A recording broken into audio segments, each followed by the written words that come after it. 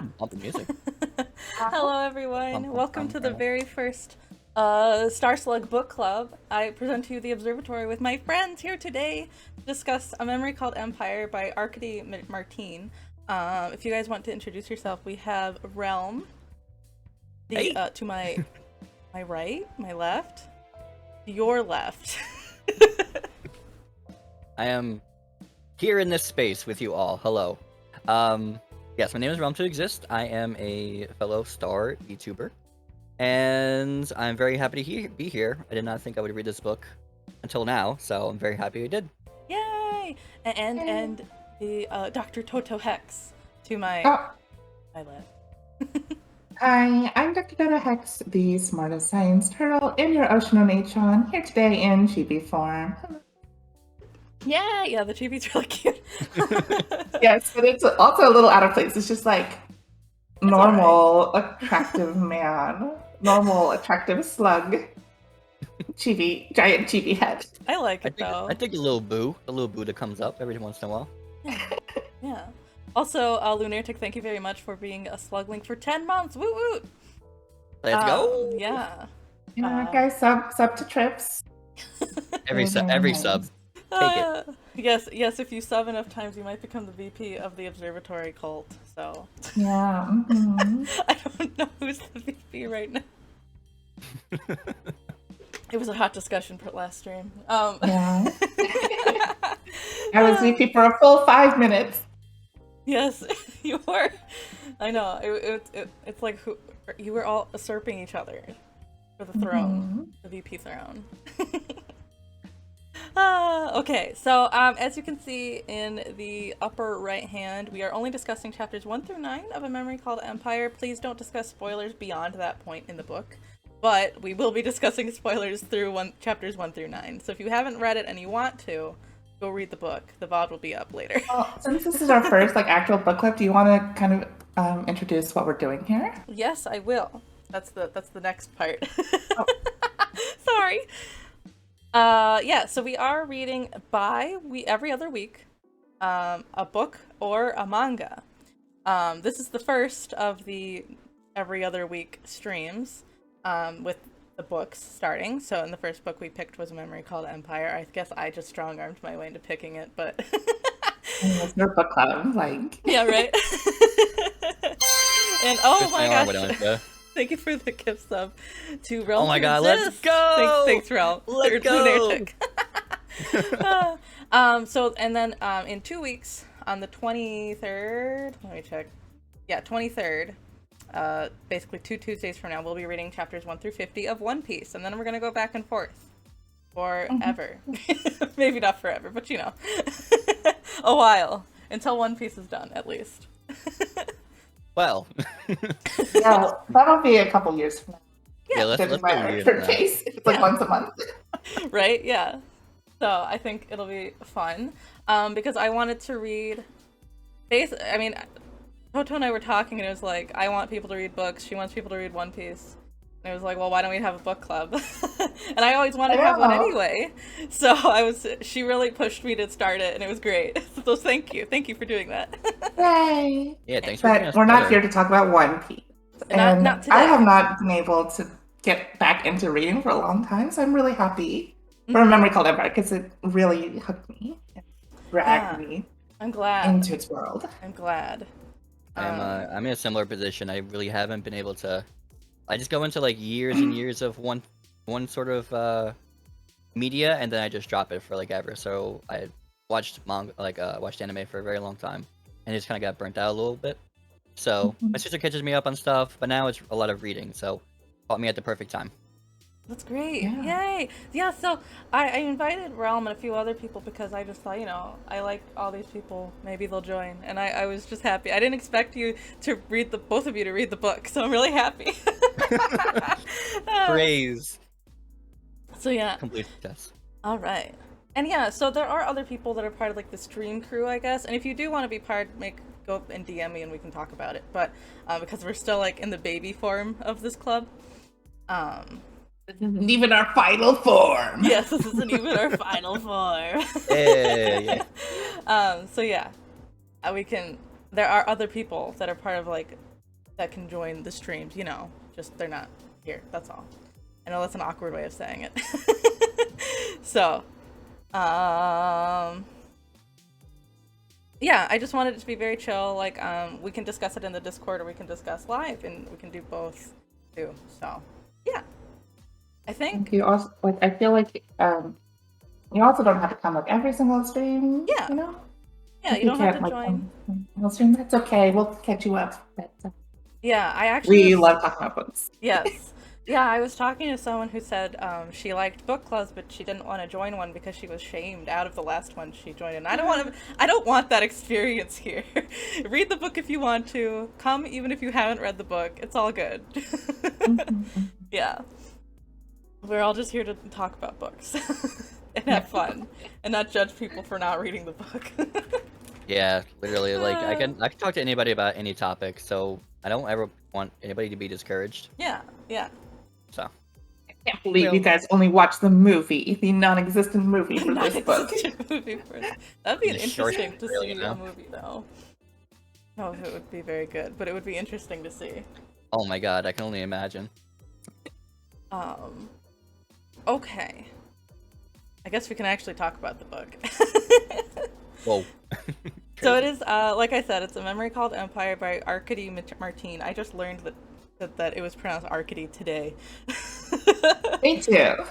From you. Yeah, because I watched a interview that she did about the book to try to know how to pronounce some of the names. Because I figured if someone can pronounce the names correctly, it's probably the author. So No, not even the author can pronounce. not even the author. The best character's Shame. name. Right? Wink, wink. We all know the best character's name. Okay. So the book is about Ambassador Mahit Zamar. She is heading to the Empire to go basically investigate what happened to the previous ambassador of her people. And there's a lot going on with it. I feel like that's like the 2-sentence intro.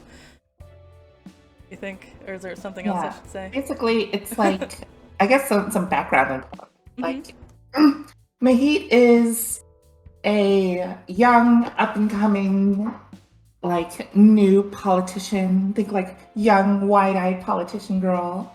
She's from a small town space station out in the middle of nowhere.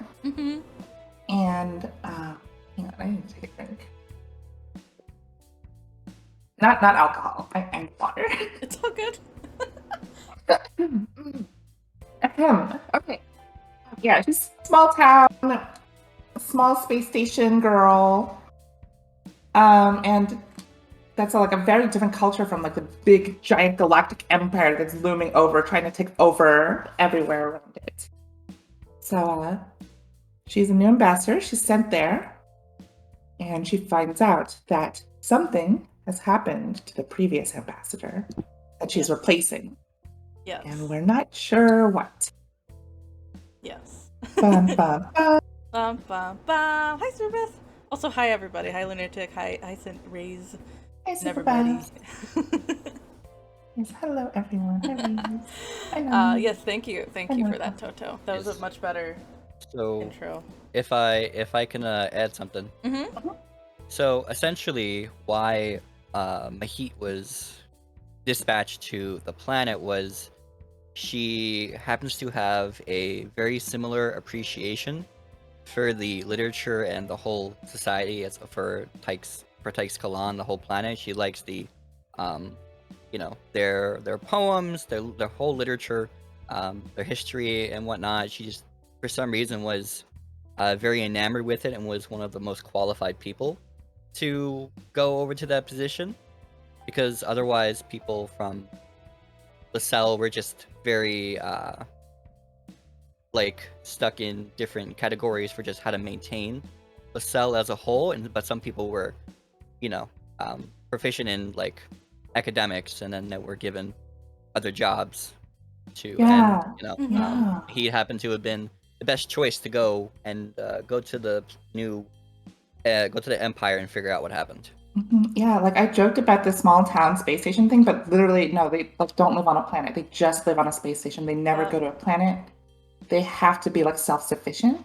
So they have a really like sparse culture where they try to preserve everything. Mhm. Yes. And I think a big thing is that this Lysel station, the station that Mahit comes from, they do not want to be what's the word? They do not want to become a part of the Empire. They just want to be like a satellite, like they already are. They don't want of to be the like Empire. absorbed or like colonized. Yeah, or whatever. absorbed, colonized. That's the word I was trying to think of. Mhm. Yes. Yeah, that's actually a much bigger part of the plot than I had remembered. But yes.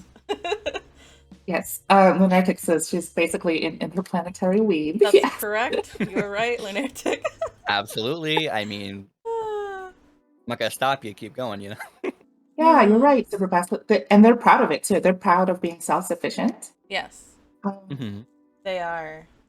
Yeah, and They- actually, we can even go into it. I think the introduction gives a good, paints a good example of that, because it's just all from the ministers or whatever, the counselors of the various sectors, like Realm was discussing, of the Lysel Station, and how they were sending Mahit because something bad happened at the Empire, in the middle of the Empire. But beyond Yeah. that, they're worried because the counselor of pilots has been having pilots go missing and knows something is out there that's devouring, but we don't know what. You're going so far into it though. It's like a Here, totally so- different plot point. So So this much going is not very. I don't know how much this matters or so, but I did write down the names of the counselors. Oh yeah, Oh, yeah, I But have. essentially, there are just 3 different. For how like small or how like isolated Lysel Station is, there are 3 people in charge of different sectors that are, like I mentioned before, are just in charge of making sure that they can That's number coexist 5. and I thought there were uh, 5, but only 3 of them mattered. yes. Wait, was it 5 or did they say no less than 6? I forgot it because I read the excerpt from the beginning of the chapters where they mentioned one Oh. Thais Kalan and one Lysel like tidbit. Wait, Trips, help. Um, I thought it was 5. so I think it's 5 in Lysel and 6 in Hex Clan. Okay. Yeah, So because we it's will- like the 6 fingers of the It was Emperor. let's see, there's pilots, there's like the culture, right? Yeah, there's pilots, Yes. heritage, miners, Okay. and then there's like food and stuff. Yeah, there's Yeah. like basically like food and piping, like Yeah. infrastructure stuff. Yeah, and then there's Yeah, one we more, were and I checking can't on remember what it's called, but And for the most part, those counselors are like seem like they have their own agendas, but you learn more about that later on. Yeah. I think the pilots one is cool. So like the counselor for pilots is basically like, since they are just a space station, like the pilots are super important to their heritage because that's who actually goes out and like looks for things to mine and stuff. That's how they like kind of found their little corner of space to hide out on the space station in. Yes. And they're also like located at like, okay, so I need some clearing out on this. Did they make like the interstellar jump gates, or are these just like things out there? They It's- were made. I actually don't know if they made them.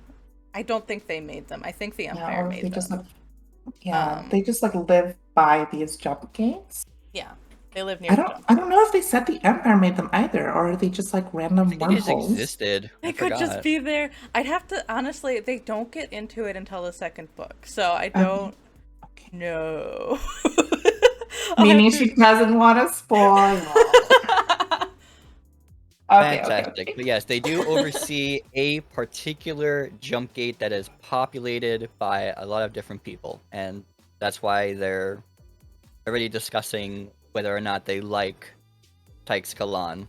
Yeah. Because of what interplanetary or interstellar business is going on.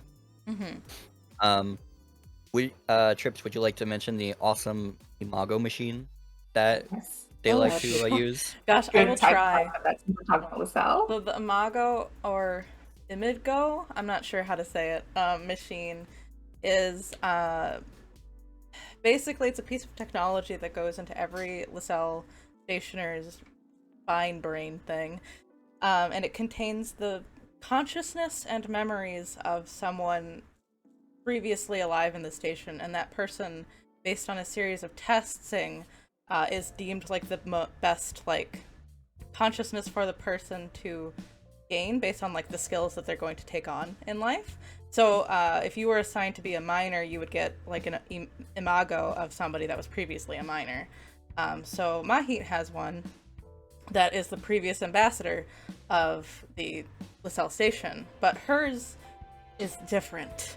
Yeah. I don't know if it's like the AI from Halo. It's more like, you know how sometimes they're like, I'm passing along my energy to you. Yeah, it's like that. Kind of that. But like then no, it's like their mind lives inside of you and can control your body too. Yeah. Is that how the AI in Halo works? I don't know. I don't know. I don't know. But like eventually like you kind of like sync up with those memories and you become one person that's like a fusion of you two.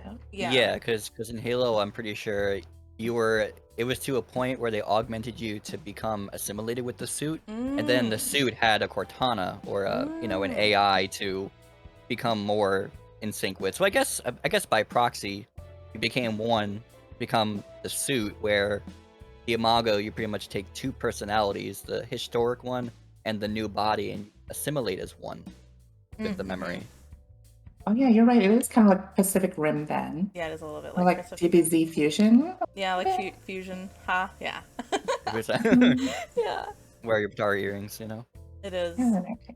Mahit does say that they're supposed to go through about a year of like physical therapy and all sorts of other therapies to get used to having another voice in your head. But Mahit only has 3 months to do so because she needs to go to. And it doesn't necessarily have to be one person, right? Because they have like they call them like imago lines. Like that's how they pass down their history. Yeah, it's true. It's Sometimes just like it's lots of people. they could have like fused peoples for like 9 generations, and then you become the 10th generation of fused peoples into this like huge hive mind brain thingy. Yeah, it's very true. I'm sorry, I interrupted you. No, you're good. You're right. And then Mahit, she's only got the 1 generation, and do we want to talk about what's wrong with it? You can just say the baseline understanding of what version she got. That would be very so the imago doesn't have to be made when they die. So the version she got is like the memories of him like from 15 years ago. Yeah. There's all of his memories up to that point. So even her memories, his memories? The memories that she has from oh shit, what's his name? Xander? Oh, Iskander? Expander, yeah. Expander, yeah. They're out of date, so they don't actually match up with what's going on right now. It's kind of like if you inherited the memories of someone from the 80s instead of, oh wait, no, it's 2020, the 2000s. Oh geez, I'm old. Oh god. Throw that in the wind. Yeah, I believe the last update, you just think of it like a software update, was 5 years after Iskander made contact or became the ambassador. So like he's able to help with the formalities and the introduction and like whatever actual assimilating sort of circumstances she needed to know besides the language, but because of course she liked the language, so she learned the culture, stuff like that. But after that, he never returned. He never gave them his imago to update with all of his new information, nothing. So you have a guy who's 15 years, out of contact. You just sort of know he's there doing some sort of job. And the council's like, you're somebody who likes this thing, go figure it out. Go see what's up. And do your job, of course. Yes. Oh my goodness, Reyes brings up a good point. Okay, imagine only remembering YouTube from 2008. Yeah, imagine you're trying to become a YouTuber. Oh my gosh. And the only reference you have is like Niga Higa and like Charlie the Unicorn from 2008. Oh my. That's how far you are. Charlie. That's a very good reference. Oh my gosh. And like Numa Numa A stuck in your head. Yeah. And it's like just a copy of his memory, so the real one could be still like there. Yeah, she's being sent to go, and so it's really, she's like, is the dude alive? I don't really know, as she's heading out. But she has to go, because they demanded a new ambassador, the Empire did. Yeah. And she needs to check out what's up, and Iskander in her head is like, I don't know, what do I do? Like a Like, little I probably NPC. did something bad. He's so sassy. He's extremely sassy. I really like Yeah. Iskander, honestly. Oh my god, I Um, loved those little moments at the beginning. Mhm. Yeah, there's a moment when she's like, okay, so after, actually, hold on, we should probably back up a second. So she arrives on the planet, on the Jewel of the World, Yes. and we're already given an example of how Iskander and Mahit aren't exactly one person, like they're not in sync. As she goes to try to like, or no, Iskander immediately wants her to bow as her liaison, her cultural liaison shows up to meet her, and she ends up dropping all of her luggage as she's trying to pick it up. But Iskander says no bow, so she drops it all. Yeah, Oh, just I imagine remember. like multiplayer Octodad or something. Yeah. Yeah, literally, and they're both like at the same time. They're like, "Oh fuck, I didn't mean to Yeah. do that." But Yeah, yeah, they literally say, "Oh fuck." right. Yeah, they're like, oh fuck. And then her cultural liaison greets herself. Her name is Three Seagrass. She's very tiny. She has fishtail braid hair. But I think she looks serious, and I don't know. I fell in love with her too. But Yeah, she's like tiny sassy little girl. yeah, tiny Well, she's not a sassy little lady. girl. Yeah, she's a tiny sassy lady. She's Yeah. like also in her 20s. Hmm. Yeah, I love their interactions. Yes. Mm-hmm. Now, Yeah, Trips, but no, why they is come. Oh, oh, sorry, go ahead. go ahead now. Trips, why is her name Three Seagrass? It's a very specific Yeah, or actually, random as piece of information. I don't remember if they do it before or after they go to the place they immediately need to go to, but they discuss very early on that everyone in the Empire is named, basically they are named after a number and a inanimate object or like a non-sentient object. So like plants or objects, buildings, even mechanisms are an option. So everyone has names like 3 Seagrass, 8 Loop, 10 Pearl, 12 Azalea, things like that. It's kind of like Steven Universe naming mixed with like actual real world, because like real world, I believe it's Mayan culture, had like names like Lady Six Sky. Yes. Yeah. You're right. Did not know that. Yeah. But while we're on the subject, we should talk. We talked about LaSalle Station culture. We definitely need to talk about kind of like now that we're here on the planet. Oh, now that we're on the Jewel of the World. The Tixkolani Yeah. culture. I like what they do with the language, like the Empire has the same word as world or for something. Yeah, they do. I can't remember what word, but you're right. Yeah. Like they never go into, it's not like Tolkien where like he gives you like the whole like language in their language. They just tell you about it, but it's still interesting. It is.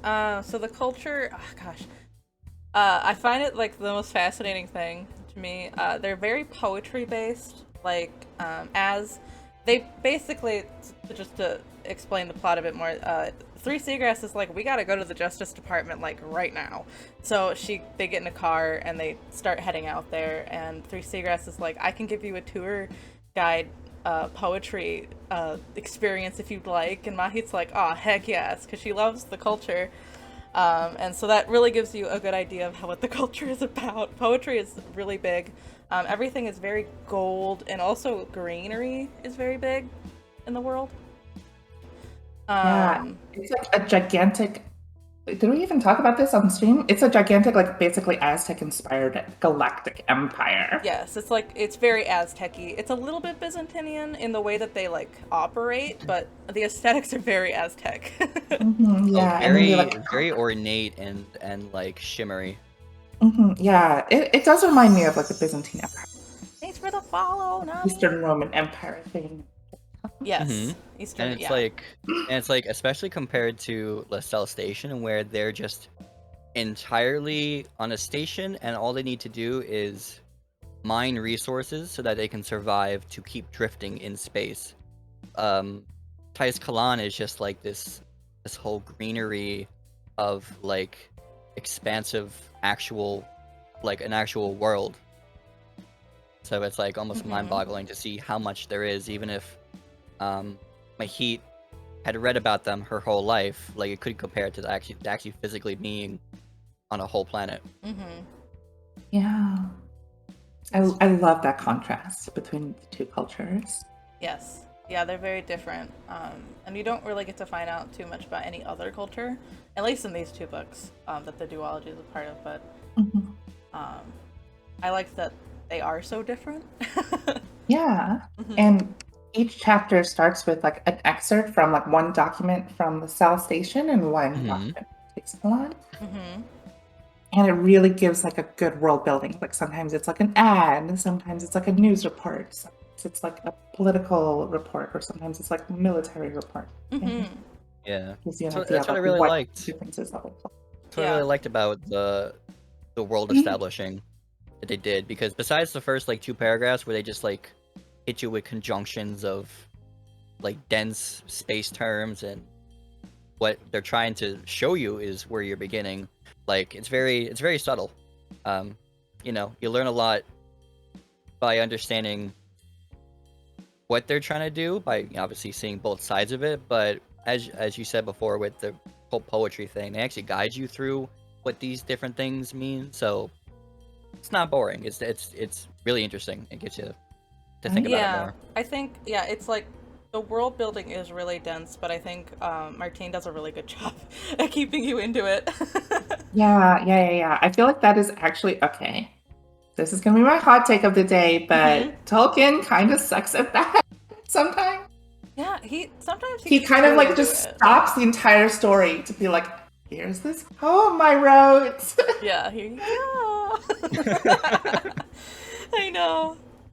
Now Today I sing went it. outside and saw a dog. I will talk to you for 9 chapters about this hound that I just magically created. Hello. Essentially, you're not wrong.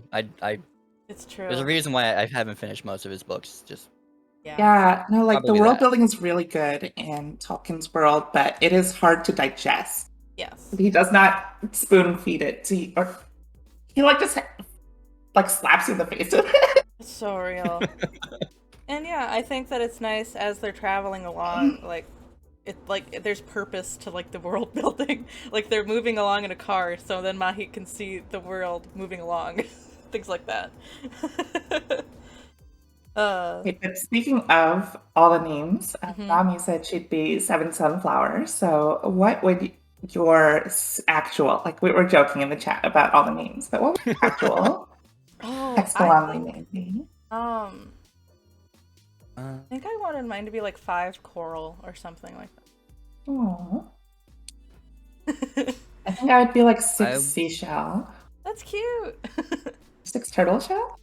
That's shell. okay. That's a little hard to say though. I would probably do something like 7 comet. Comet. That's cool. Yeah. Wait. We're 5, 6, 7. Let's go. That's funny. I like that. I love everybody's their own like names that they're posting. I like to switch. I love what you said, Toto. 9 Lego brick separator. Like they even joke about the names. I know this is like getting out of order, but like Mahit and 3 Seagrass. Like joke about like terrible names people came up with, like someone who like immigrated into the empire and named himself the best name. It's the best. The name. best. It's the best name. Just like understate this enough. Who wants to say it? Let's say it together. Ready, set, 36. 36. All-terrain tundra vehicle. Go ATVs, yeah. Yeah, literally, you might as well be an ATV. Apparently, like big numbers are bad in the series. Yeah, or it's usually. not bad. It's that you look like your nouveau riche is I think what Three Seagrass said. Yeah, it's like unfashionable to have big numbers. Yeah. And then you're usually kind of like, pick something from nature. Pick something like natural, like a natural force of nature. Yeah, Yeah. like you essentially look gaudy if you just choose a random number. Mhm. Whereas, Three Seagrass explains, oh, 3 is a stable number. It can be a triangle. You can reach the pillar of a top by climbing a triangle. It reached to a singular point. That's why I have my name, or Mhm. stuff like that. So you can just look up, honestly. Like when I was looking up 7, it said that it meant like full or eternal or prosperous life. Oh yeah. There you go. Easy peasy. Yeah. I mean, What this means is that One Direction is a legitimate name.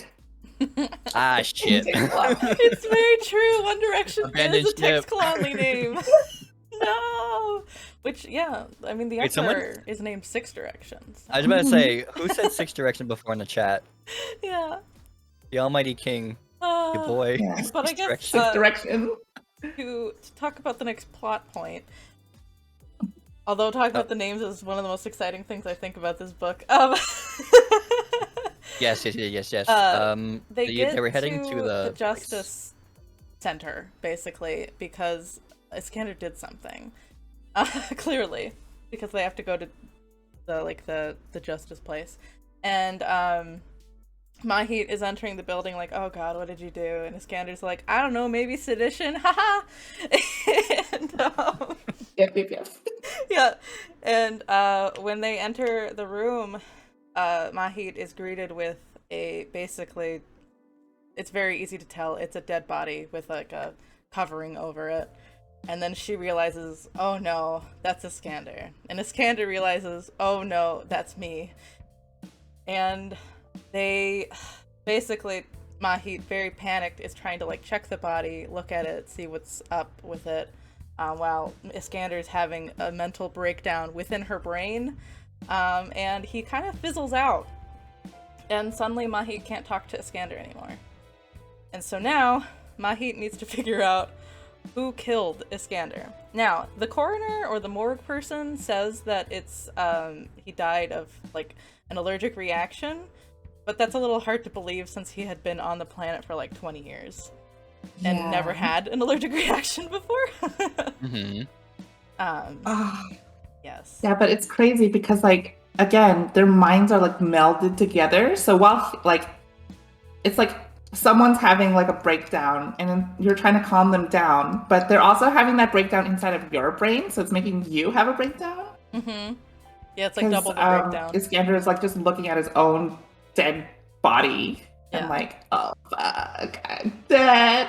Yeah, all the neurological responses, all the endocrine, all like the adrenaline is happening to her, and she's getting dizzy by Iskander getting dizzy, and all of a sudden, boop, Mm-hmm. he's not talking to anybody. We also meet the character 12, Azalea, there, Yeah. who works in information with, as does cultural liaison Three Seagrass. And they're like childhood friends, or Yes. not childhood friends, but like they're like Like School cadet friends? friends, academy friends. yeah, they're like Yeah. cat school friends. Mm-hmm. And we also, oh wait, no, that's later. Never mind. We meet like a few other people. I don't think we got their names. At this point, What was find Ten out- Pearl there? Ten Pearl isn't there. There was some Five science Lever there. is there. Let me see. Did I write? Oh, yeah. What did I write? Four Yeah, Lever is okay. there. Sorry, not five. Four Four Lever. Lever. Yeah, no, Five Lever works in the shipping industry. Oh yeah. Hold on. I have all the names down. I did not. All I went was, oh crap, that just happened. Yeah, he went, oh crap. Yeah. And then they basically shortly after, she's like, well, don't do anything with the body. We have like, I need to decide what we're going to do with it. And they are just preserving it there. Meanwhile, I think Mahit, she's like, oh god, what do we do? I don't know what to do about that. So they go back to Iskander's house, basically. Yeah, and she's supposed to have memories of Iskander's like memories being like, oh, this is just familiar, so this is like normal, you know? But Iskander has gone like dead silent, radio silent. Yeah. You thought it was gonna be like a buddy cop thing, but no, he's dead. But I no. know they had so much like funny little tidbits while she was in the space pod. Yeah, I was so And ready for them everything. to have like a whole buddy cop Oh, drama I know. But the buddy thing. At the cop. start, I was like, oh, so this is the kind of thing we're doing. But no, this book surprised me. They, Yeah. you know, Just they're hurt, actually, no comfort, no good ending. Just literally just drop the ball on them. Just like goodbye. Yeah, it's kind of like you moving into a new town to go to college, and like your cousin who lives there tells you that they're going to show you around, and they kind of just ditch you, and now you're just in a new town by yourself. Mm-hmm. It might have got a little too personal. It's good cop, dead cop now. Yeah. Yeah, good cop, dead cop. Oh my god. It's true. I don't know if you guys were as fascinated by the mail as I was, but I sure love those infofiche stick things. So how do those work exactly? So they're like little sticks, and like I just think it's funny that they get their mail in like a bowl, and they come in little sticks, and they have to be decrypted, generally speaking, using like a poem to decrypt them. And Three Seagrass is like, oh, I can do it immediately, don't worry about it. And Mahit is frustrated because she doesn't know the decryption tool, so she can't even open up her own mail.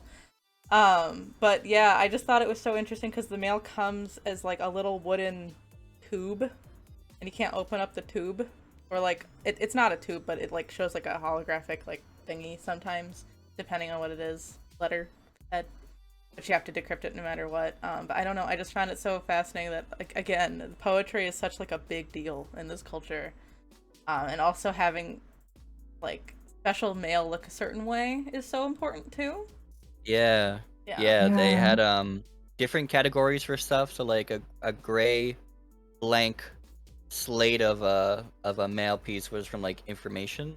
No, not information. What was it for? Was it for like out of world communication? Yeah, like I know a that blank one. Mm-hmm. Yeah, because I know then the same design as Three Seagrass's coat, like red, cream colored, was for information ministry. Green and white was the science department, and like a really ornate, decorated, sophisticated looking stick was from like the higher ups, or like the royalty, or like the big, people in the Senate. Yeah. So she's like, oh yes, it's a very advanced society who determined that my area is like primitive or barbaric by their standards, uses a metric amount of resources just to give people fancy mail. Yeah.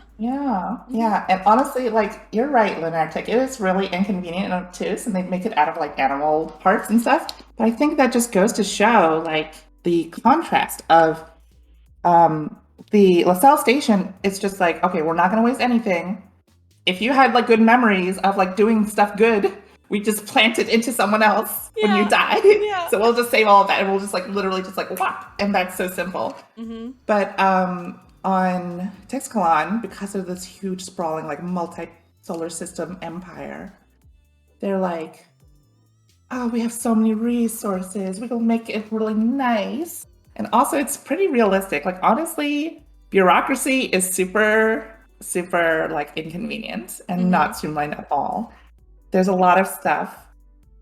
Like one of my siblings just graduated from Oxford. Oh wow. And like when he was doing stuff for the graduation, a lot of it was like super pointless, like tradition stuff. Like even when they go to take their exams, they have to wear like full ass suits. Yeah, they have to wear special things. Yeah. There's like no reason for it. Yeah. But yeah, like in real life too, like with these like long-standing traditions that last like thousands of years, they're just like flexing on their traditions and like making their like whole cryptic mail service a whole little puzzle. It's just their way of culture. Yeah, they're very they emphasize the whole romanticizing of their whole culture. Oh yeah. All that. For sure. Yeah, like even while going back to the plot a little bit, while Three Seagrass is taking her like through a tour of the city, Instead of like being like, this is a building. This is what that building's for. No, she literally like there's poems about every single building that she recites. Yes. Yeah, and even like forms of address, like addressing someone is like a little poem in itself, too. Yeah, poetry's just so important. I'll find one for in the near future with the plot. Basically, they just kind of argue for a little while and eat, I think, is what 3 Seagrass and Mahit do, and then 12 Azalea shows up and is like, hey. Hey, baby. Hey. Hey, you go. Hey. I work for I can get you into the Justice Department. I want you to go. I can't remember because I didn't write. I wrote 12 Azalea drops by to reveal, quotation marks, that there is metal in a scanner's brain. That's what he found when he was inspecting the body himself. Yeah. And so Mahit says, she's like, oh, well, I gotta go see that then. Not revealing that she knows what it is. Yeah, because we didn't talk about this, but the Imago machines are supposed to be like secret. They're like planted in the back of your skull, and you're not supposed to tell other people about this super cool technology we have. Yes, the Empire is not supposed to know that it exists. Because then the Empire will want to conquer them and be like, we want that technology! Yes. And that's actually one of the biggest reasons why they do not want to be colonized by the Empire, because they don't want to lose that technology at all. Because that's their culture. An important thing, part of their culture, yeah. It's literally ingrained in all of them. Also, can I say really quick? I'm sorry, I know I'm talking a lot. But I do like how 3 Seagrasses, like, tone kind of goes from, like, strict no nonsense to, like, oh, it's 9 Azalea. Oh my goodness, this guy. Yeah. She becomes, like, super casual around him instantly. Yeah, she does. She gets very casual with Mahit very quickly, and I do appreciate that, because I was worried she'd really stuck up the whole time. Hey, they're super gay. Yeah, that's one of the first things I wrote. I really just like their dynamic. Their dynamic is really sorry. good. I've been talking too much. Go ahead. No, it's okay. They go back to the morgue. I'm just gonna say it's the morgue. To check out the body, but they, well, basically Mahit inspects it and sees what it is. He's like, oh, yep, I know what that is. It's an Imago machine. She just basically makes sure it's intact, I think, and it is. But then, the next character shows up. Her name is 19 Ads, and she is a very tall, beautiful lady. She wears all white. One thing I think is very interesting is that Mahit says she's a very beautiful woman, which means she's ugly by Texcalanli standards. I was like, what? Oh no. Yeah. Apparently she's like, because she's in like the Emperor's inner circle, they're supposed to be like the warrior general class, I think. Or like basically the elite class. That is supposed to be like right-hand man to the Emperor. Yeah, she is the right-hand man to the Emperor, is what is very quickly revealed. I can't remember. Or right-hand woman, yeah. Right-hand woman, yeah. She's like a long-time sworn confidant, like supposed to be the specific term is like, I wrote it down somewhere in my notes. I have like type 10 font. There it is. Like early in the days of the reign of the current Emperor, like part of their conquest, it was like supposed to be your closest friend that would like spill their blood for you, would die for you, would do anything for you. So, you know, now that that emperor or past emperors were in place, they became higher, like very high up in the social hierarchy. Yes. What if the Emperor has 19 ads for other reasons? I mean, I think they did say, like, back in the day, those, like, sworn brothers and stuff, they would, like, bleed together, but they also, like, sleep in their tents together.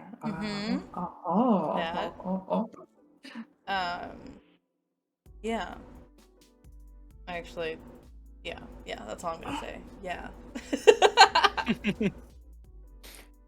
But then you may be asking, what is 19 Ads doing in the morgue at the same time? Yeah, because like these dumbass kids just came in to like look at this cool metal on the corpse's body. Yeah. And then 19 Ads comes in just like conveniently at the same time, not expecting to find them there. It's like, Ada, what like, are you kids doing here? What are you Please doing keep in the here? bit. And Yeah, she like- said she was just going to say goodbye to her friend, Mm-hmm. because she smartly says, "I thought you were going to get rid of or cremate the body." Yeah. Um, So she was like, one last goodbye before they cremate him. yes. And also, I met the way they describe Nagina is like she kind of like draws all attention to herself. At least Mahit thinks she does. Yes. And she also has like, at least I don't know if the book said this or if I imagine this, but I imagine like a very domineering tone, but soft spoken. Yeah. Like a soft spoken tone that still has a gravitas to it. She's like that person where if you're on her good side, it's like, I will never do anything to betray you, because she just comes off as being a very powerful lady. Mhm. Because if you do cross her, then you're probably going to die. Like if you've ever seen Steven Universe, it's very much like White Diamond Yeah. vibes. Oh, I that's couldn't, right. like- One last goodbye before you eating him. Yeah, because Mahit makes up a like, oh yeah, we were going to eat him. But- Yeah, because on the cell station we don't want to waste material, so when Yes. people die, we cremate them and eat them, so Yes. we get their carbon atoms. Yep. Mm-hmm. Tasty carbon. She just made it up though, because she didn't want them to find out the actual like machine. Yeah, they don't actually eat the death dust. He's just chilling, Oh living their lives. Yeah. Basically, she just leaves. And, they have a game of truths, the 12 Azalea, 3 Seagrass, and Mahit. And Mahit ends up revealing that she kind of explains what an Imago machine is to the two of them. Kind of. She doesn't reveal everything. And 3 Seagrass reveals that she likes aliens. She's into aliens. And that she is the cultural liaison just because she wanted to get higher up, basically. And in the meet system. aliens. And meet aliens. I mean, she signed up to this specific position to meet aliens. But like, yeah, like they're all humanoid and like basically like descendant of humans. Yeah. But they like evolved in different ways. So like Mahit, because she's in like low grav environment or grew up in a low grav environment, she's like super tall Mm-hmm. and has like short hair, and then everyone else has like darker skin. Mhm. Like very fancy dress and are smaller. And no, that Mahit is in a weird position because she's like, oh my goodness, I have no one now. I was supposed to have Iskander with me. He's Yeah. gone. I don't know if I can trust these people I just met. Yeah. It's kind of like you move into that college town and you're like, don't know who to be friends with, but I need a friend, so you will do. Yes. First person I meet. And even worse than that, she thinks someone's gonna try to kill her because someone did kill Iskander. So yeah. Or they all think it's like, if they all think it's collusion, there's not really much more, but no one in the room is dumb. They can at the very least see, you know. Yeah, I think Nine Azalea brings it up. He's like, we're not dumb. He was definitely murdered. Can we like get that straight? Yeah, Like, he totally was. John Azalea is very straightforward. Like, Yeah. nah, bro was murdered. yeah, but like He was because they also didn't know who murdered him. Yeah. It's kind of like, I guess I'll trust you guys because you definitely were not behind the murder since you want to know who murdered him, which you Yeah. wouldn't be asking if you were the ones who murdered him. Yeah. It's true. So, yeah. It was a food allergy, guys. It's so So weird. Oh my god. How could he live on a planet for 20 years and never have a food allergy? And then suddenly he does. Yeah, actually, I think not a ton happens then. I think actually they discuss the names at this point in the book. I could be wrong. It might even be before that. But the next day, Mahit decides she wants to go talk to Iskander's cultural liaison. Who has since... sorry? I'm sorry. I was going to say the same thing you were. So Oh, please he go. has I'm sorry. since become a hermit. I think he like works on like a farm now. And his name is 15 Engine. They meet at a restaurant, I think in like pretty much the heart of the city. You get another really nice description of how the public transport works, and It's all very pretty. The jewel Yeah, of the so art I was world. a little confused about the description here. Like, it was very pretty, but I was like trying to picture in my head, and I just kind of picture like a giant, like flower-shaped shopping mall. Yeah, I think that's what it is. Like, Everything it is sounds like kind of I flower imagine shaped. it like I don't know how to describe it, but like I could just imagine all of like the goldish background. There are like they're like the hexagonal floors that made up the city's like system, and then it was I don't know how to describe it. It reminded me of like southwest like Nevada sort of older homes that were made sort of in a way where it's very open, lots of glass, lots of different Estelle designs. It's kind of like a solar punk, is what I kind of imagined as being. Yeah, I was Yeah. imagining kind of like if anyone remembers like the Olympics in Beijing, like the really like crazy architecture, like modern style architecture, like Yeah, that, yeah, like all yeah. glass and stuff, something. Totally. I don't. They eat, but I don't think they say what they eat. But that's okay. They definitely have water. I don't know if they actually ate anything Yeah. yet. They Maybe just they ordered didn't. water.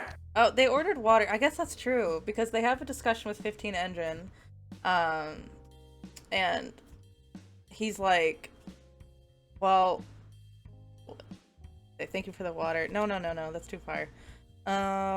He actually like he meets them, and they're finally sitting together, and the guy the 15 engine goes like, "Oh, nice to meet you. Now where is your scanner?" Yeah. 'Cause I know he's there somewhere. Yeah, and she's like, "What are you talking about?" What are you talking about? You're not supposed to know about this technology. And it's like, damn it, your scanner told him about the Literally, technology. half of this time, you sit in the back of your mind, you go, "Oh my, yes, Candor, what did you do this time? What did you do this time?" Yeah. You just, oh my god. It's true. And then, yeah, she's like, why did Iskander tell you? And then 15 Engine's like, well, it only took 36 hours to get the same information out of you. It's free to tell the same information as 3 Seagrass. So, I don't know. And then he's just kind of rude, and he's like, bye, I don't want to talk to you. And he leaves. Your scanner's out there. Bye. Bye. And but then he really then does say goodbye. he does. He just says, "I have no reason of speaking with you." Then, and he just leaves. But not before. No, he leaves, and then an explosion happens. Boom! Boom. All of a sudden, literally next paragraph, there is something on my body I cannot move. Like Yeah. 15 Engine's body is agape and like has shrapnel. What happened? Yeah, and like 15 Engine is just like literally on top of a table that flipped over on top of Mahit, and his blood is just dripping all over her. Yes. Yeah, 15 Engine's blood, yeah. Yeah, and he dead. So there was a bombing of sorts, domestic terrorism. Yeah. I mean, No, it's just a coincidence. It was just allergies. Yeah. I love the 3 Seagrass like crawls over to Mahit, and she's like, "I'd really like you to be alive." She's looking over Mahit. Sassy, this tiny sassy chick. Yeah. Like, I really like it if you were alive. Yeah. Yeah, and Mahit's just like, "You're in luck." Wink, winky dink. I'm here breathing. Fancy that. Allergic to shrapnel, a terrible time. Yes. Yes, a very explosive reaction to the food they haven't had yet. It's so true. Oh my god. Yeah. They're both kind of freaking out, and 3 Seagrass is like, "We gotta get out of here. This is a problem." But we are then introduced to basically the police force of the Jewel of the World, which are called the. Well, wait. Or no, before go ahead. that, though, I might have went too fast. 3 Seagrass and all of the Texcalani people have like a little, like, basically a scanner from DBZ on their eye called a cloud hook. Oh That's yeah. like, instead of having like memories implanted, this is basically they connect to the internet. Yes. So she tries to use her cloud hook to like pass through the security walls because, you know, a bomb just happened, so all the security walls come up. These like giant force field walls, I think. Yeah. Right? Something like that. Yeah, force field walls appear around the restaurant so people can't leave. And then she like She's part of the noble class, so she's like, okay, we should just be able to pass through because, sir, I'm noble class. I'll just put in my password, and then the walls zap her, and she gets knocked out. Yeah. Yeah. That's And what. then the police show up. Electrocution Yeah. for them. I would like to say that since the point of, I don't know, pretty much since they went back into the morgue at the other night, Mahit is essentially like super skeptic of everything, and you kind of get that feeling because on the way to the restaurant, they pass through a bunch of these propaganda posters Yes. from the station. So they're like, "Oh, bunch of propaganda.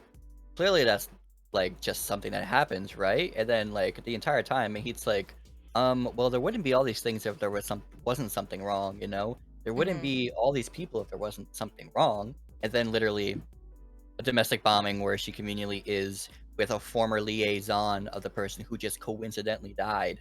And now 3 Seagrass gets electrocuted.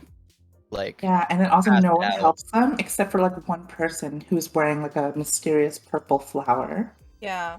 Yeah, I thought it was interesting because like that person helps them and he's like trying not to be racist but is a little bit racist. Yeah.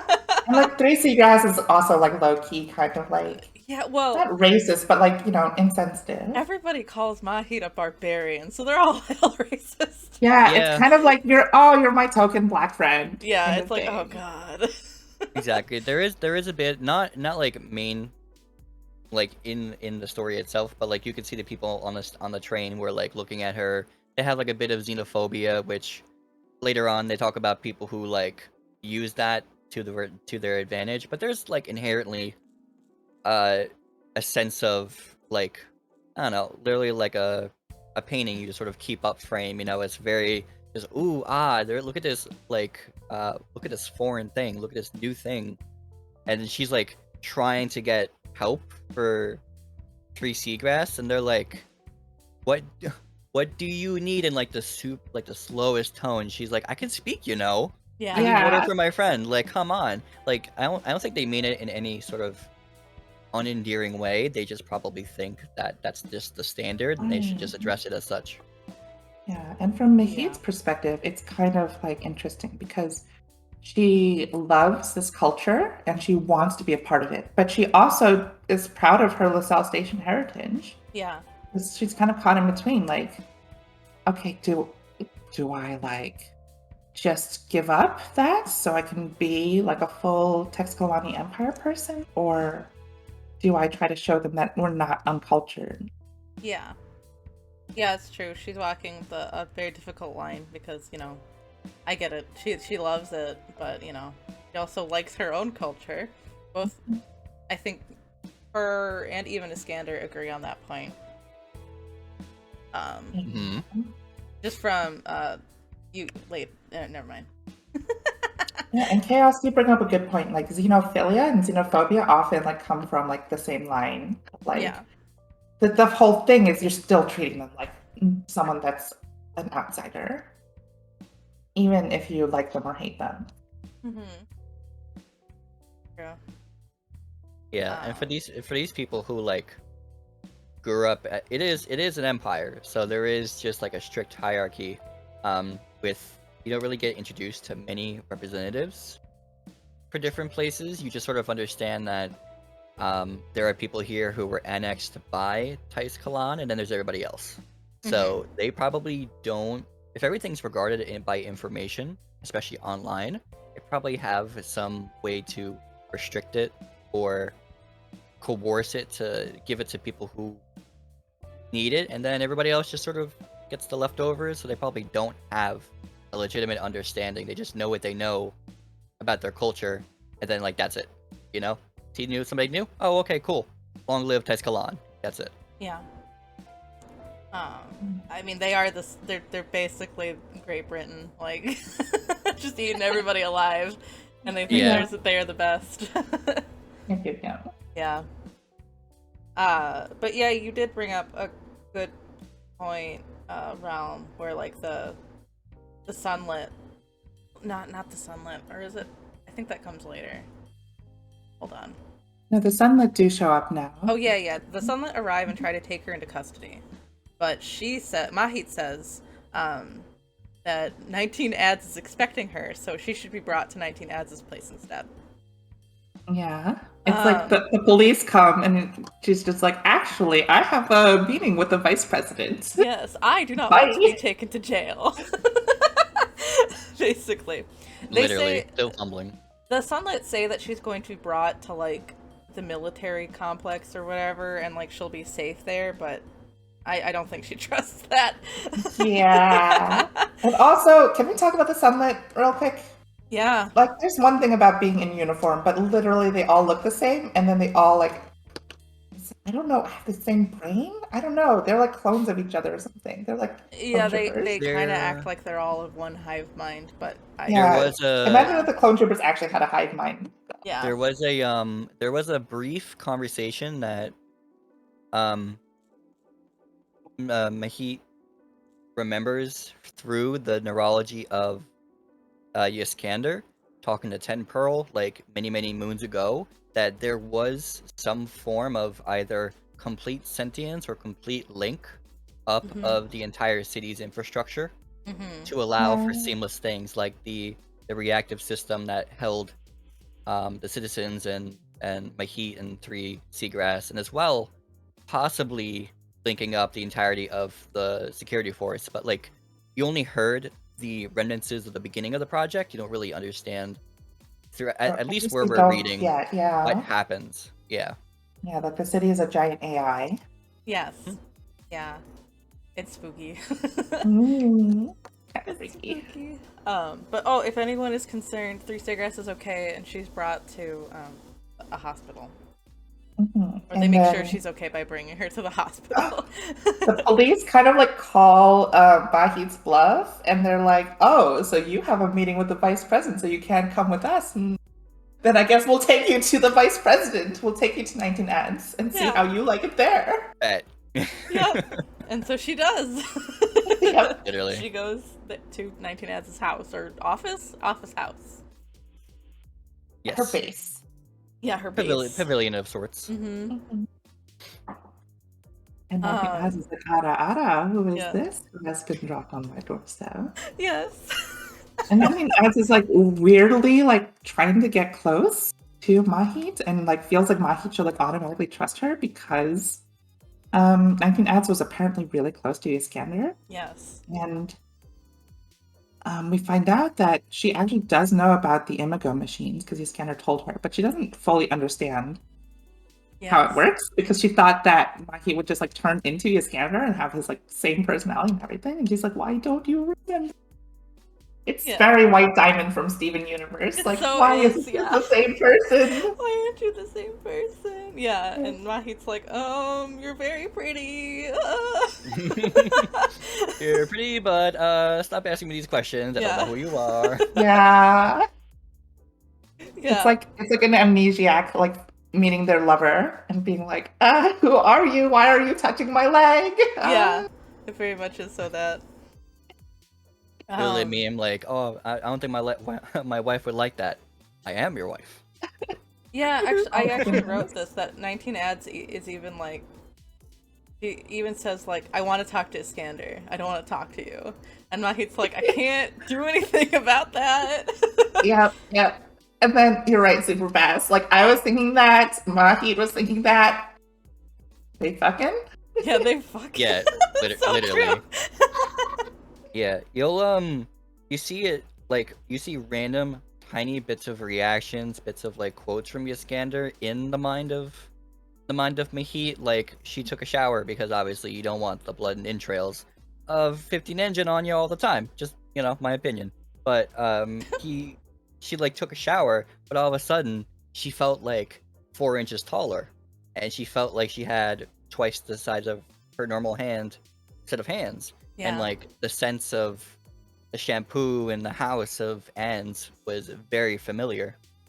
Yeah, So, she's like- getting like phantom sensations from Iskander, but she can't actually talk to him. And she had memories of Ad's body in bed. Oh, like, scandalous. Ooh. Yeah, I imagine 19 Ads is taller than Mahit, even though I know there's no way. Yeah, She has tall energy. She has tall Dami mom. she does have tall energy. She does.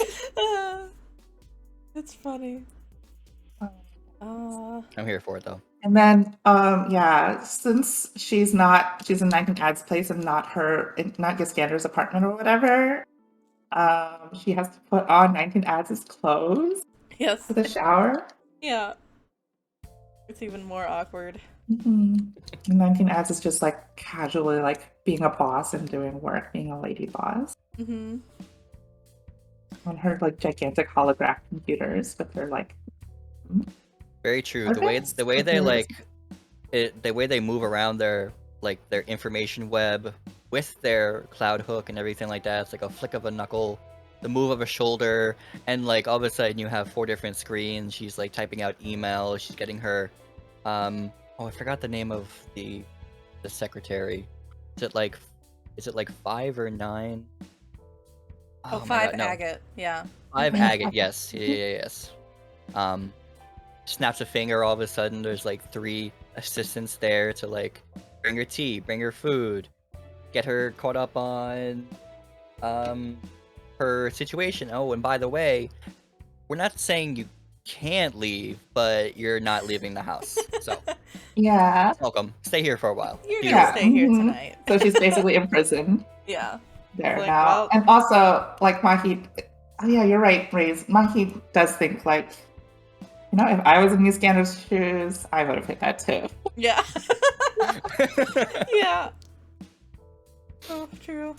Yeah, you can I wasn't able to get like a full. I might look up what you looked up for like White Diamond, but I wasn't able to get a full like description of her in my mind. But she seemed very sharp to me. But there's also the epithet of, I forgot what the quote was, but there's these quotes or phrases to describe a person that's very high up. All of them have it, and hers is, she shines as, you know, as deeply and as sharp as the edge of a knife. Yeah. Yeah.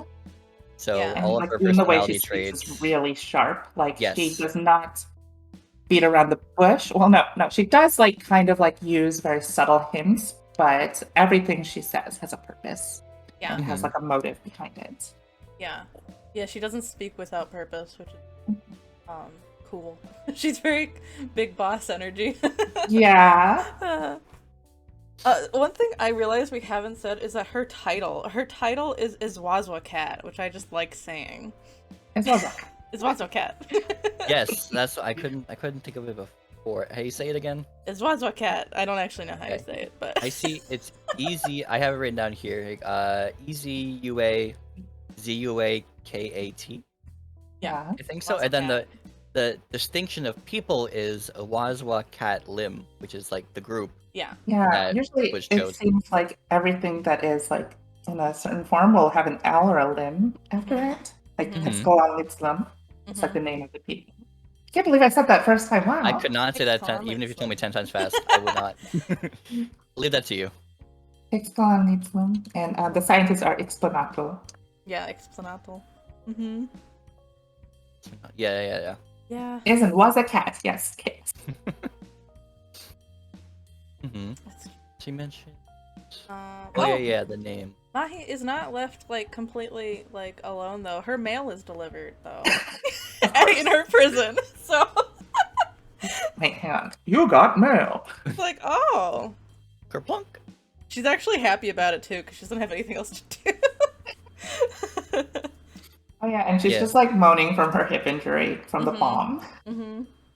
But imagine like you got bombed and now you're in prison somewhere, and the most exciting thing for you to do is mail. Just read the mail. Yep. Is read your email. Oh Yep. yeah, so like because she doesn't have any bit of information, nor does she have her liaison. Mhm. Theoretically, she can't go anywhere. Not because she's a prisoner right now, but when she first got to Kais Kalan, she literally she doesn't have the equivalent of a registry. For some reason, she was not given it because of whatever excruciating circumstances. Even if it took her like 3 months to get there, she didn't have anything. So her biological signature couldn't even open a door. Yep. She needs somebody somewhere, everywhere. Yep. Which is what I'm sorry, not seahorse. I knew I was gonna do that one time. seagrass had to be everywhere at all times. Mm-hmm. Yeah. So, like you said, So- most important thing or the most exciting thing was getting a piece of mail. Mhm. But the But it mail. wasn't Yeah, and sent Chaos, mail. you're right. I like how she casually kept referring to the fact that a wall just fell on I her. know, Mai doesn't make it a very big deal, although she probably should. Yeah. Uh, Okay. Do we kind of want to go over like what she does with the mail? Because I don't remember all of it. yeah, I Just will. remember- It's actually pretty important. So she figures out how to decrypt it herself. One of the pieces of mail. Because I think. Well, hold on. Let me. Yeah, I have it right here. So it was an anonymous one sent in a gray sealed with undyed wax. She snapped it open and then shook it to make it disgorge its light spun glyphs.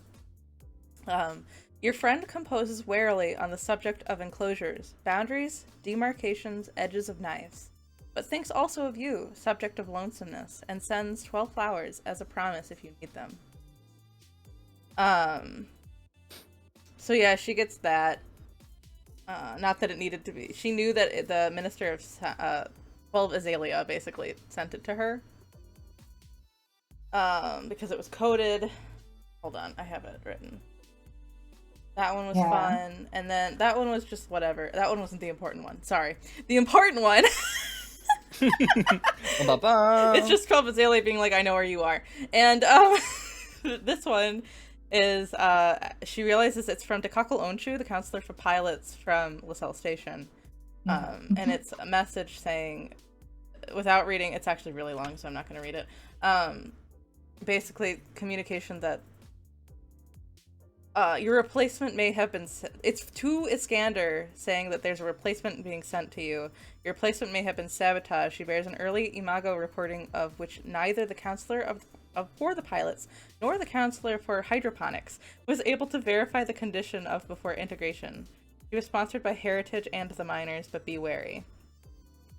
And the plot thickens. Yeah, the pilots suspect that Heritage is behind the sabotage if the same exists and originates in LaSalle. Destroy this communication. But she had suspicions all along that, like, it's kind of weird that Iskander's not here with me, that he kind of just died when his body died, but now it's like, oh, what if it was programmed to do that? What if it was sabotage? Mm-hmm. I literally wrote in all caps. Someone has to One act for Piece. me? Sabotage. Yes. Sabotage! It's so true. Yeah, so now she's like, well, fuck. Yeah. And then she also doesn't know who to trust because, like they said, it could have been Heritage, who is LaSalle Station. That is like her home country. Yeah. So even people from her home country might have betrayed her. Yes. And then she does send out some messages. I remember one she sends out to the science people, to Tempearl from the head of the Ministry of Science. Yes. And she's really smart in doing so when she, like, instead of acting like she knows everything, she acts like dumb. She acts like she's a barbarian who doesn't know any better to try to like get a meeting with him. Yeah. She gets a like message from him that's just like, you know, casual, like, oh, I'm sorry for your loss of Iskander dying, blah blah blah. Mm-hmm. And she like plays the fool. She plays the innocent card to try and get in close to him so she can figure out what's going on. Yeah. Does she send out another message? She does send another message later on, not yet in the story. Well, she does send one to Nine Azalea, right? Mhm. Yeah, just to be like, yeah, I'm okay. Susie, yeah, Dad's she does okay. do that. Like, Yeah. my new best buddies. Which he totally blows out of proportion. But she was just trying to say, I'm good.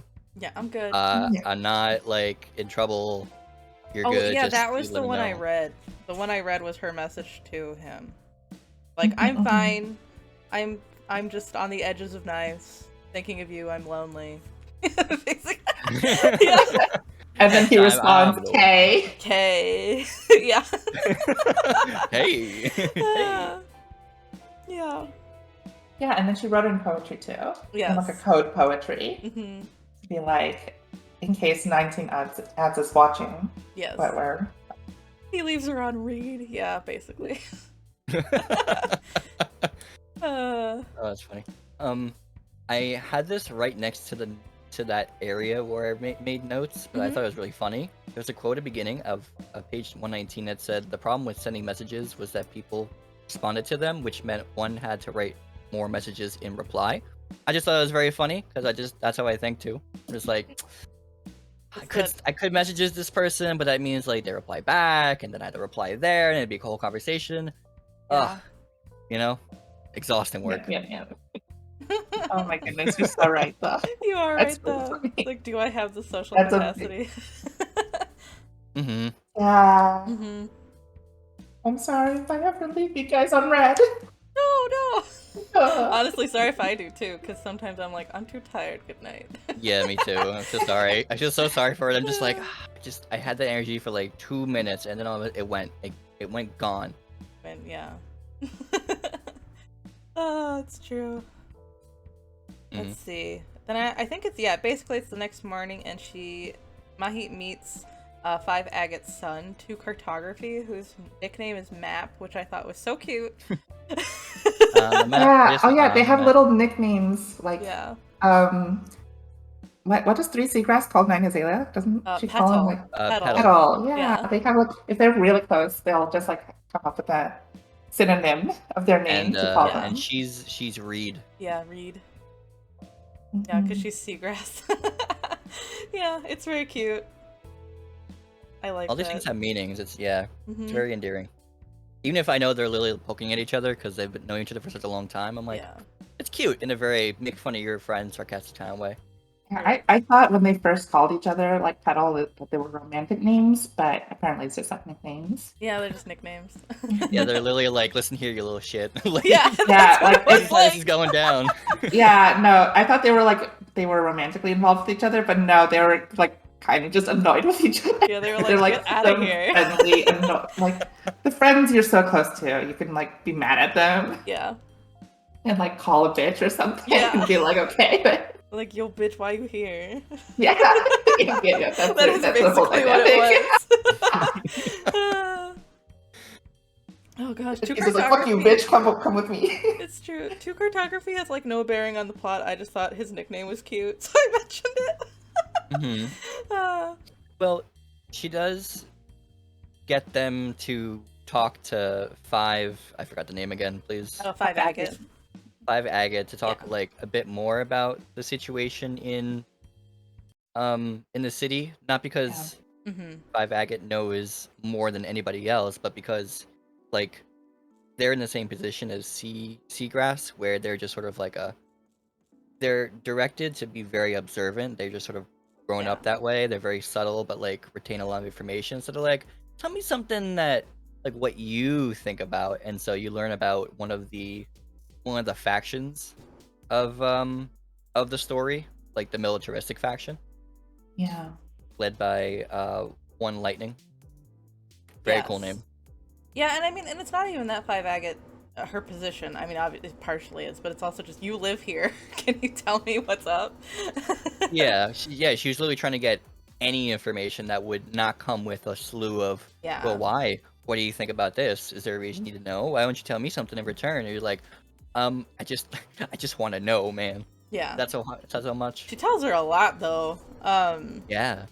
Yeah, 5 Agate discusses the fact that the Emperor is very old, 6 Directions very old, and has 3 successors or potential successors. 2 of them are, well, one of them is very old. One of them is like I don't know, 30 or something, and one of them is a child and is like a direct clone of the Emperor. So like one of them is like another is also cut. Yes, this was cut. This is one of 30 Larkspur. Yeah, 30 Larkspur. Wait, no. 8 Loop is also cut, right? 8 Loop, yeah. No, they're both also cut, right? I think they're both. Yeah, 8 Loop is like one of the original Iswazo cut who like grew up with 6 Direction. Yeah. 30 Larkspur is like part of a noble family from like one of the areas that basically he said, you can be one of my successors to just like basically keep that like far off area of the empire under control. Yes. So they're not like trying to usurp him because they're like, oh, we already got a person on the inside. And then, speaking of clones though, I think I like how like in this future, like being gay or being a clone is like not a big deal. Like it's just like that's a thing that happens. Oh yeah, that's actually something they discuss where like being gay doesn't matter because a lot of people don't have children naturally anyway, so who the heck, like there's nothing to complain about. Yeah. It's just like it's not even like a thing we think about. It's just Yeah. like, and they even have a name Yeah. for like the clones. They're like, oh, it's just my clone sibling, you know. Yeah, yeah. So, it's like not a big deal. Not a They big deal. briefly, they did also briefly mention like interspecies sort of love, but then they're like, oh, at the same time, when you're very young, you're given like an artificial surrogate. You could just use it whenever you want. Have a kid. Why not? Yeah. Not gonna bother you. You, yeah, you and could then- be doing work instead. 5 Aviat had Map like from her womb, like biologically. Yeah, What would you call it? Like not. She had a natural birth. Yeah. I was looking for like not artificial. Yeah. Yeah, which is uncommon in for the Empire, but unheard of on the Cell Station. So it's very different than what Mahit's used to. Yeah, so after I read that chapter, I thought that Map was actually like the clone of the Emperor. I thought that was my crack theory. Oh. That's wrong. Because like he also had this like one scene where Map like looks at like the holograph of the like Texcolani like entire galactic empire and grabs the sun and is like, this is mine. Yeah. Oh, is he actually secretly the Empire's clone kid? Could be like a contingency, and there could be like a doppelganger. I mean, Oh if it's a shoot, you're clone, there could right. be a They could have. doppelganger. I mean, they could have multiple clones. I could be wrong. There's no reason why he would make one clone if he wants the clone to be the successor. That's true, actually. That's Mm. true. I don't know. But yeah, they talk about all that. It's all, I don't know, it was all very fascinating to hear about. It was. It really was. And they talked about the one lightning usurping that you discussed earlier, realm, where like there's a military, the head of the military is kind of like causing unrest in the city. Yeah, like they're not the successors. Yeah. Like there's 3 of those successors.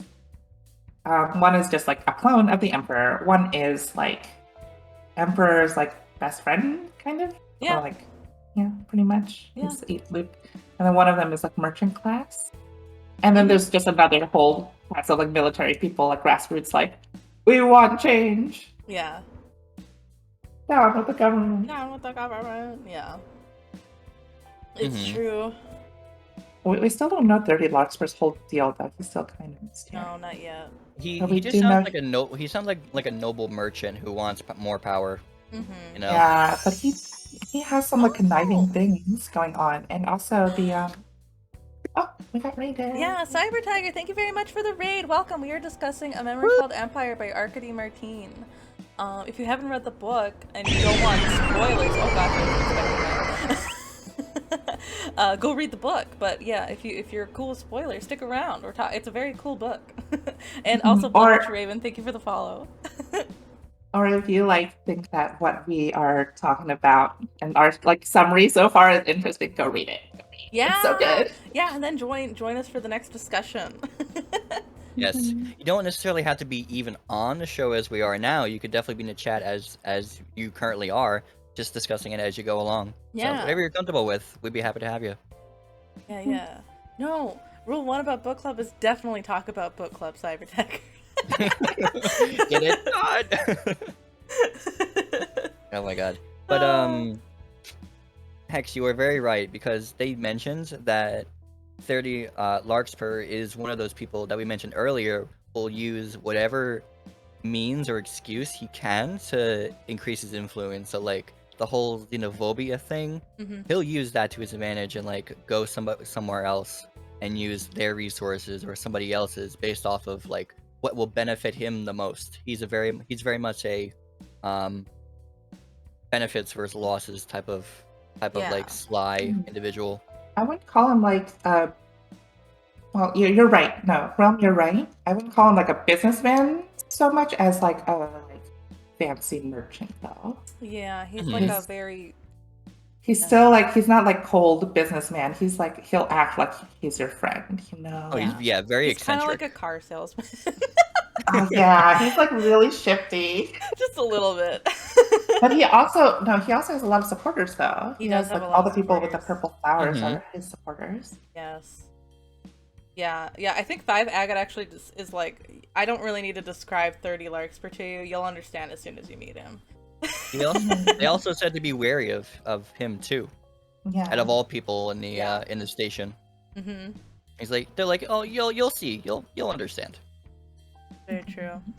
Towards the end of this chapter, though, 3 Seagrass returns from the hospital and she's doing okay. So yay! She's not doing okay. She's like not doing super okay. tired and shit. But she's like, I gotta do work. She's alive, and that's a good thing. Yeah. Mhm, mhm. Oh my goodness. Okay, we need to talk about that one scene though. Oh, which one? When 3 Seagrass comes into 19 Ads' house for the first time and sees Mahit. Oh, and she yeah. sees Mahit wearing 19 Ads' clothes. Yeah, and she's like, "Oh, you're wearing those Clearly, clothes, huh?" you're marked. And her like eyebrow raises up and like twitches a little bit, and that actually happened. But she's like, Yeah, I you spent the see. night. So you spend your night here, and you're wearing her clothes, and Yeah. then like, Mahit kind of like looks at herself, looks at her clothes, and she's like, no, it's not like that. I did not sleep with this woman. I did not sleep with her. I did not. Yeah. It's bullshit. And 3 Seagrasses, she like blushes and changes the subject, basically. Yeah. Oh, it's cute. To say yay. It's very Yeah, cute. she just comments like how much closer she is to like any sort of friend Mhm. Yeah. that she could have compared to like what situation she's in right now. So she's like very thankful for it. Mm-hmm. I just love hearing them talk. They're just like, well, you know, whatever we're saying is here, right? And they're like, yeah. Still concerned, right? Yeah. And then all of a sudden, 19 ads comes out and be like, you know, I can hear you. You know, like, I'm here. what's up? It's true. Oh my goodness. Yeah. In the middle, actually, of their conversation,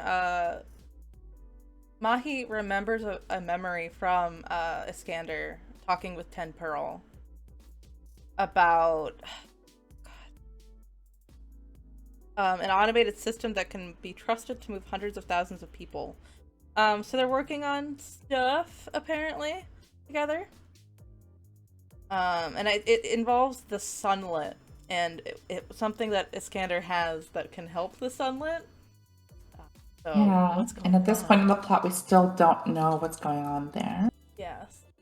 But that was like the memory from like 15 years ago, so it definitely is in place now. Yeah. Yeah. So like they mentioned the train system, and now we have the train system. So like, what else Mm-hmm. have they been working on Mhm. as we go along? The sneaky scientists are another like class of people. Like, oh my goodness, Mhm. it's like very Game of Thrones-esque with like all these different factions, like It so in a is. convoluted way. It Which is. is like, you know, Honestly. it's not everyone's cup of tea. Oh, yeah. Like political fantasy or political sci-fi is not everyone's cup of tea. But I love it. It's so good. I love Yeah. it. Yeah. It's Like- like the type of literature I eat up, so it's good. Eat that ish. Oh. I feel like we're in It's so Lannister good. territory right now. You know. Yeah. Yeah, it's like the kind of tension where it's like not like, you know, they're fighting with swords. It's like, I got a dagger behind my back. You got a dagger behind your back. We're not showing it, but we know it's there. Yeah. And that tension is so good. Oh, Mhm. It is Yep. really good. you're right, though, Raze. Yeah, Mahi does put her hand on Seagrass's arm. She does. She's like, don't worry about it. Don't worry about it. And they touch. They almost hold hands. Yeah. Delicious. You know, holds the arm Delicious. tenderly for support. Mm-hmm. I see what you're doing there. Yeah. It's just because 3 Seagrass is tired. No, Oh, like no, 3 100%. Seagrass is about to like stand up to like Mhm. greet ads, and then Mahi like kind of puts her hand on her and is like, "It's okay." You You're can mine. you can see like the darkened, like sunken in eyes and cheeks, Yeah. and she's just like, "Are you breathing? Are you like okay?" And she's like, "No, I gotta work. I'm here. work." I am here." And then Yeah, but like remember- like 19 ad sees it and go like, "Oh my god, now you have like a loyal person already. That's pretty cool." But, Yeah. Mhm. Yeah, remember, like 3 Seagrass has been in a bombing and gotten electrocuted by a force field, so she's not in the best she's position. not. Mm-mm. It's true. But there's no time to like really rest because the next day, all three 19 ads, 3 Seagrass and Mahit are going to a banquet. It's time for the big prom. Yeah, with it's time for the big prom. I can't believe I got electrocuted and prom's tomorrow night. Oh no! Yes, and Literally, they described her hair as just like it's functioning. It's not what it looked like because on the part of being electrocuted, but it's a functioning braid. it's functioning. It's Yeah, true. I love the descriptions. Mhm. It's good. It's been a while since I've like actually read a book, you know, and had to imagine descriptions myself, and I forgot how much I enjoy. Oh, that's great. I always love it. It's I don't know, especially when an author can really take you there, like to the actual world. Yeah, It's so good. so good. Do you guys mind if I grab more water? Yeah, go for it. Grab a couple things? Alright. Yeah, before we go to the prom, any awesome to use the restroom. Oh yeah, go ahead and take a break. It's perfect because we're at the spot where there's an interlude. Oh, Yes, Yeah, you you are guys right. go take a break. I'll take us like a 2-minute break too. Perfect. You all stick around. Listen to some cool beats while we bathroom break. One moment. Oops.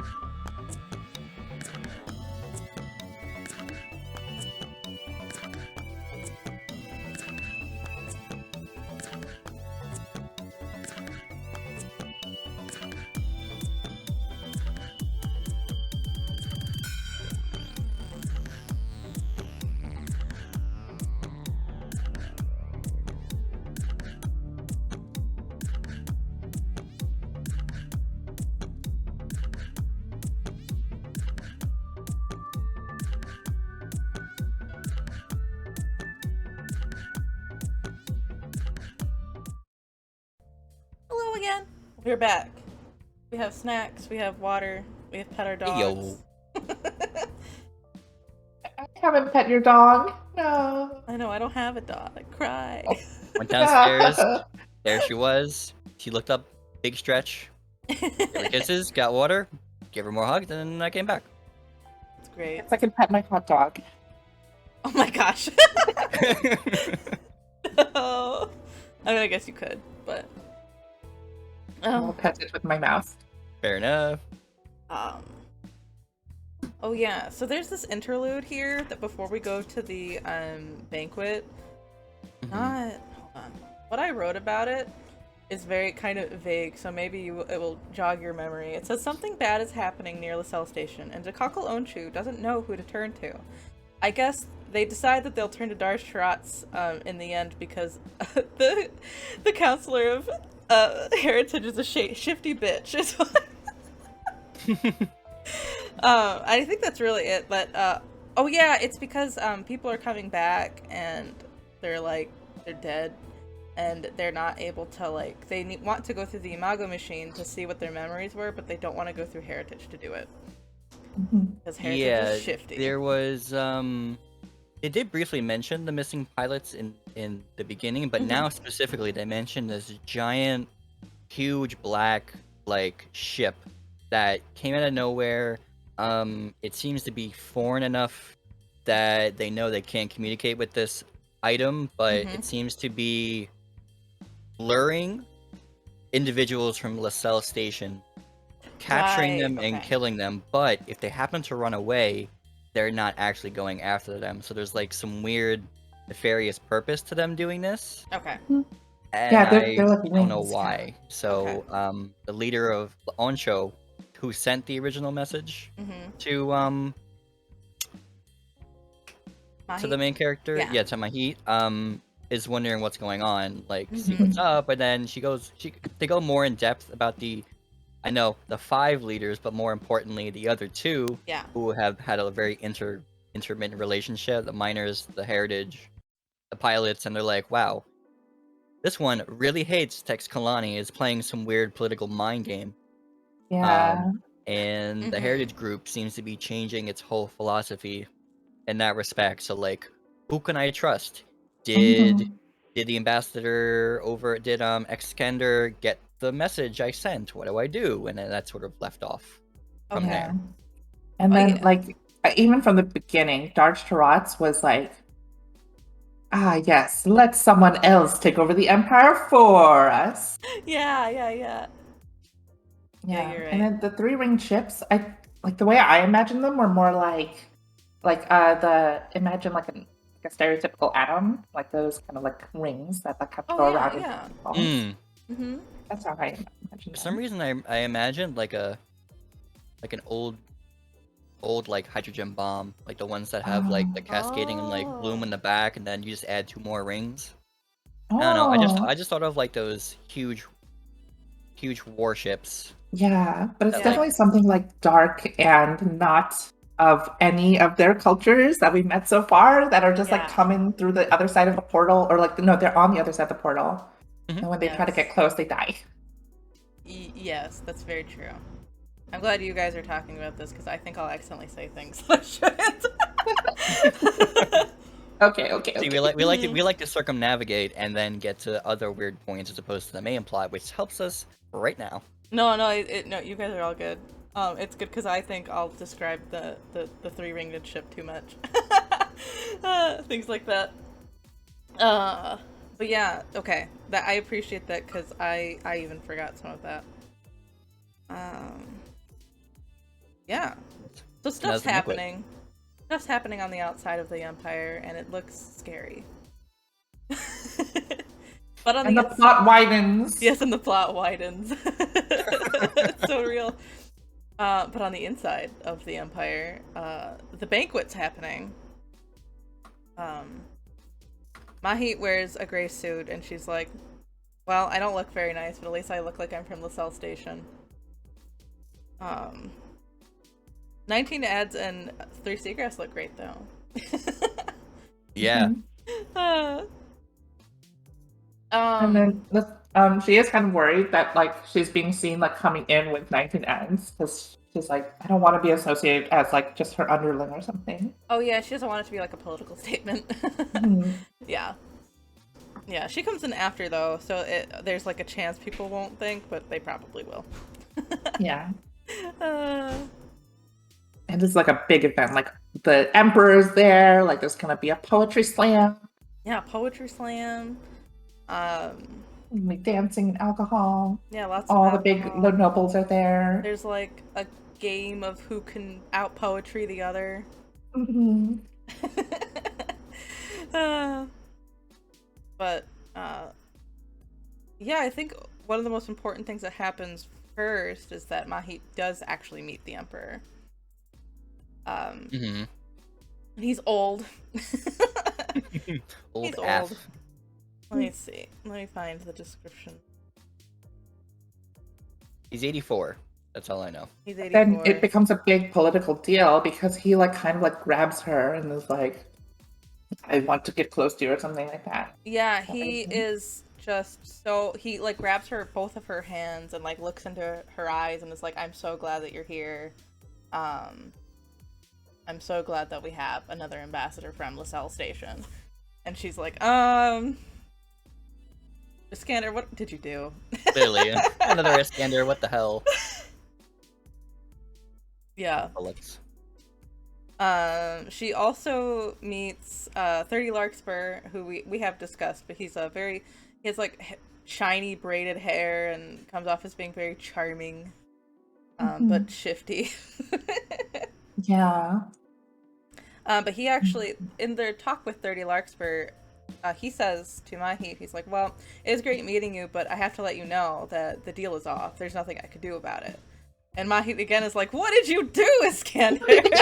Just imagine this like fancy man coming up to you and he's like, the deal's off. Oh no. What?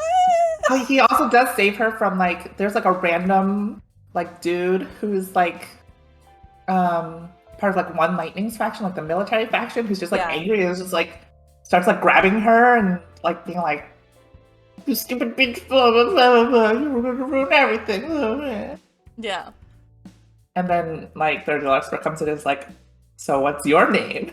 You're in trouble for touching an ambassador. Yeah, how dare you? You should have leave Literally, now. like high society fighting. It's like, oh, your name is blank, huh? Well, I will make sure to visit you later to make sure you're having all the fun at the party. Meaning, I'm gonna check up on you so you don't fuck up again. Also, I'll make your life miserable. Get Yeah, out. like some drunk nobleman comes in, and then even higher tier noble comes in and is like, what the fuck are you doing? Yeah, exactly that. Yeah, everybody's getting drunk. The how do I say that? The poem oratory off goes smoothly, and the most boring poet wins. And I love that Three Seagrass is like, we need some drinks because I don't want to talk about that sober all night. It was boring. Yeah. But then, like, the person who made, like, usually made the best poems, Mhm. nine Maze, right? Yeah, Maze isn't I like made, yeah. like corn. corn maze, Mhm. yeah. But his poem didn't win because it was super political. Yeah, and yeah, he was like criticizing all of the potential heirs to the throne and everything. Mm-hmm. Yeah, so no, it's like that moment where it goes like, no one liked that. No one liked that. Yeah. Yeah, it's true. And I think even Three Seagrass is like, that was weird that he chose that to talk about. That's probably not the best thing to discuss right in front of the Emperor. Yeah. Yeah. Would it be too spoilery to talk about the garden? No, we can talk about the garden now. Okay, Yeah, cool. it's everything up to chapter 9, right? So Yeah. Mm-hmm. yeah, that's still in this range. Yeah. I remember it. I've only read chapter 9. Do you want me to start? Go for it. Yeah. Alright. So, at some point during the ball, you know, you get acquainted with Nine Maze, who is a friend of Three Seagrass. Three Seagrass apparently is a part of like the literary, you know, not society, but like, you know, the normal group of people who would normally be at the oratory, The noble class. you know, contests that they're very good at, you know, reciting these, which you've seen from the story itself, that she would recite everything from memory and had a very easy way of explaining it. So, you know, it came naturally to Three Seagrass. So they were in the midst of doing this whole little poetry, pretty much like the game where you like try to continue a sentence by starting it with the end of somebody else's and keeps going. They were doing that with Really? literary I thought poems. it more of a rap battle. They were just doing like casual rap It was battle. totally a rat battle. Pretty much, but they were adding more conditions to it. Yeah, So like there's just a name lot of of a rules. building and literally the statute of the conditions of the buildings, and I'm like, that's oddly specific, but they were going ham. So like Yeah, they were it was enjoying themselves. competitive, poetic rap. Competitive poetry, yeah. Yeah. So Heat made her way out of that little circle because, you know, she spent her whole life trying to understand the language, and so she can barely understand what's going on there. But any participation, and they would be like, "Oh, look at the little barbarian trying to play the game." So she's like, "I'm not about that. I'm gonna duck. I don't want to be around people because it's already like a, you know, it's a political theater. There's, you know, gonna be cutthroat conversations, and she's already gonna be the eye of many people because of who Yiskander was as a former ambassador. So she was walking around, pretty much walked around where she was allowed to, and ended up in this garden, this room that had these vines and flowers and everything. And it's a very small space, but there were like these really interesting birds that she had never really seen. Apparently, LaSalle Station doesn't have many animals in the whole of their, you know, sector. And all of a sudden, there is 8 Antidote, which is the little clone that asked her what she was doing there. So they conversed a little bit. Yeah, the clone of the Emperor is like what, 5 or something, but he is already like really precocious. Yeah, very precocious. Yeah. Before we Very, talk about very him, mature. though, I kind of wanted to focus in on one thing that Realm said about the garden. Yeah. Like all the birds inside of it, and then one very interesting part to me was there. It's like a giant, like I imagine it like a dome greenhouse or Yeah, something. yeah. Yeah, And I there's a did hole too. at the top, so the birds could fly out, Yeah, they could but leave. they don't. And Oh. it kind of is like a what's the word? It was some sort of net. It's like or like there was some sort of like small net actually that kept them there. Yeah. And it was kind of like a microcosm of the empire of like, we control all these people and we let them look like they can escape, but actually they can't. Yeah. Mm-hmm. But why would they want to leave when our empire is so beautiful? This garden is so pretty. And yeah. Yeah. Yes. Very astute. All little, you know, there were different degrees of meanings and emphasis on stuff. So like, even if you didn't understand what they meant by a stanza, you know, like the whole net sequence, you could look at it and just think about one part of the empire. Very interesting. But it is. what did you say? Oh, no, you go ahead first. Oh, okay. I was just gonna talk about the brief conversation. Another one of those, Yiskander, what'd you say to this little boy? Oh, right. You know, because they just talked about like, oh, it was just like small talk. Hey, what, you know, you ever seen these before? No. They don't have any at this station. Oh, that's interesting. I'd like to see your station. Yeah. You know, you're thinking like, how does a 5-year-old know about LaSalle Station? Yeah. Yiskander. Honestly, the Yeah. 5-year-old is spooky because at the end of the conversation, they're talking about the birds that are within the garden, and 8 Antidote says, if you dip your fingers in the flowers of the bird's name, Wheatlim, they will drink the nectar right off your hand. They have long tongues. They don't even have to touch you to do it.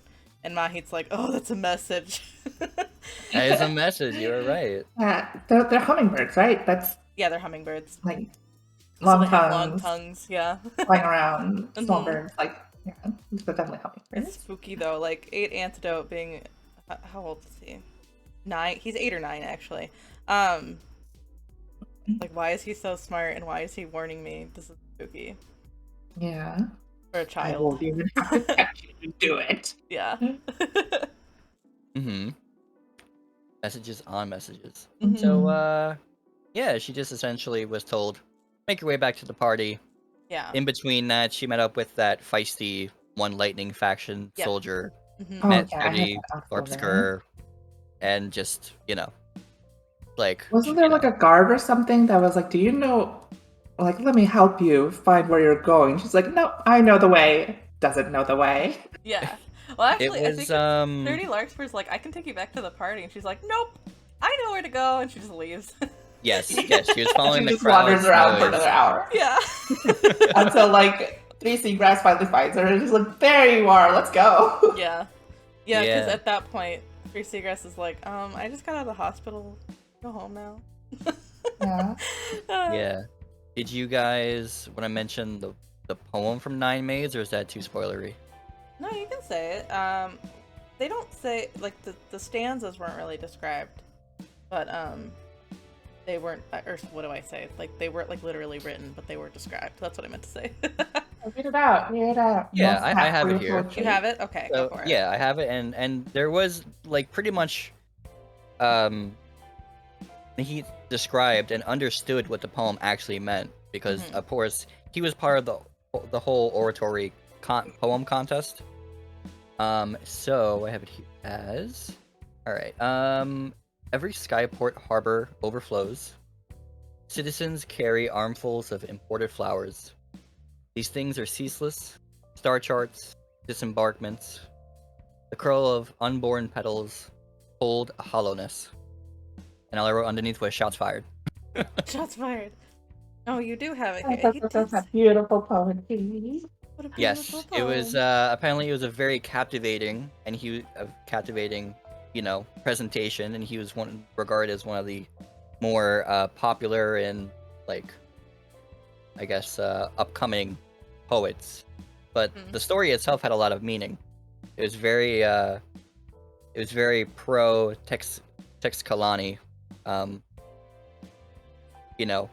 interests, which I did describe earlier down there, but I don't want to say too much. Wait, have you read more? I read through chapter 9, so I know what happens afterwards. I know she understands what it means. Yeah, but I then- mean, we can keep talking about that then. Yeah. Oh, okay. Yeah. I mean, like, we're going up to chapter 9, Yeah. so everything there is fair game for this thing.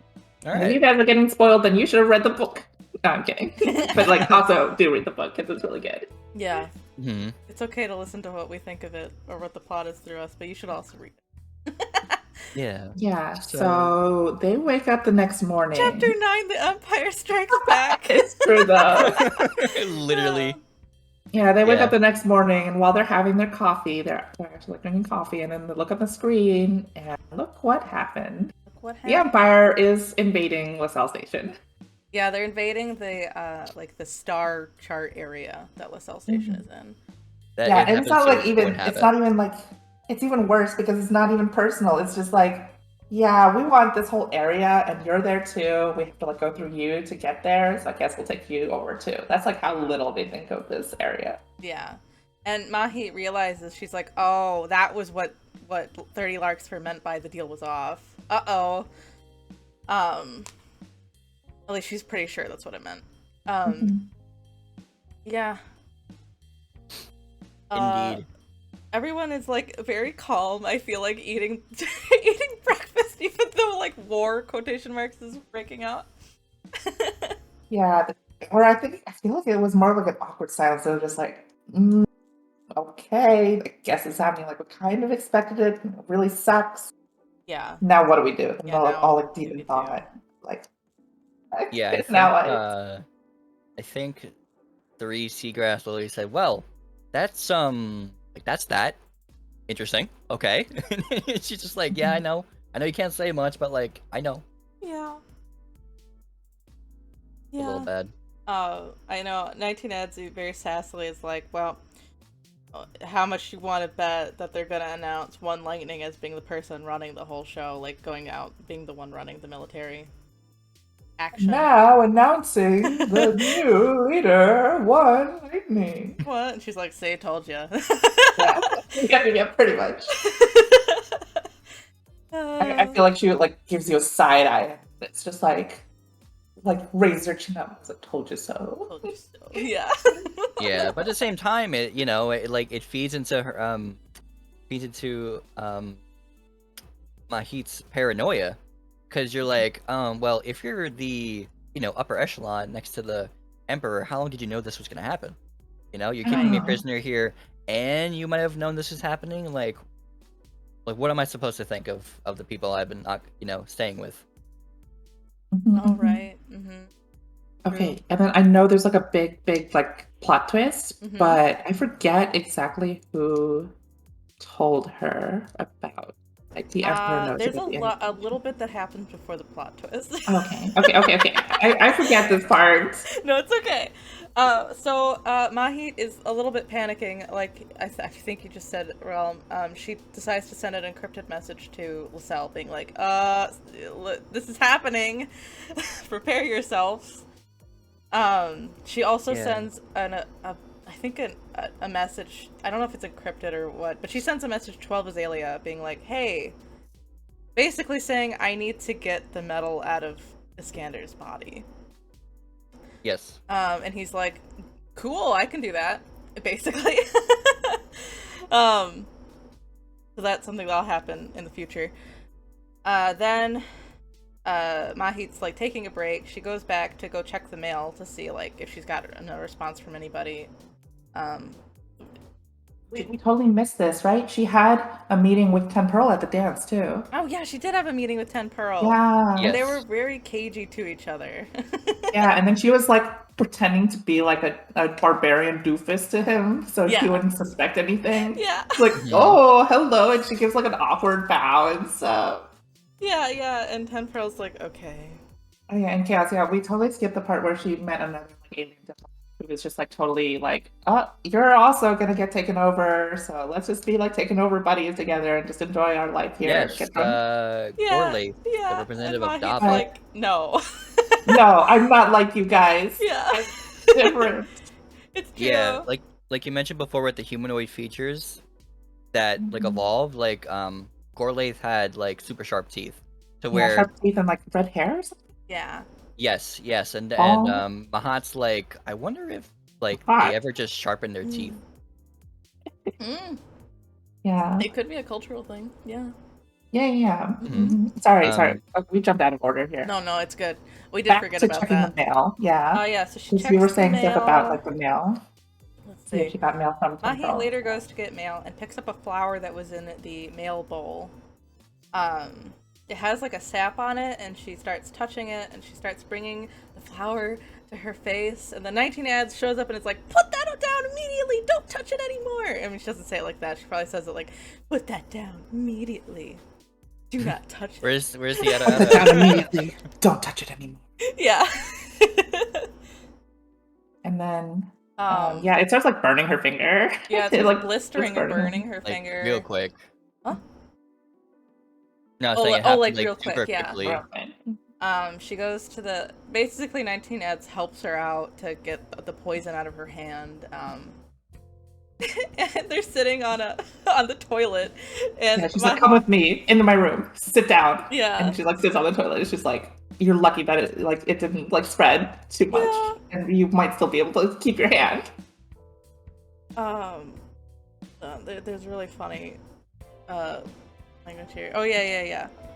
Here you are, nearly poisoned in a bathroom, and you take this opportunity to ask me about my motivations. Because Mahit gets really forward. She's like, "Well, we're on the toilet. I'm gonna ask you, why are you helping me?"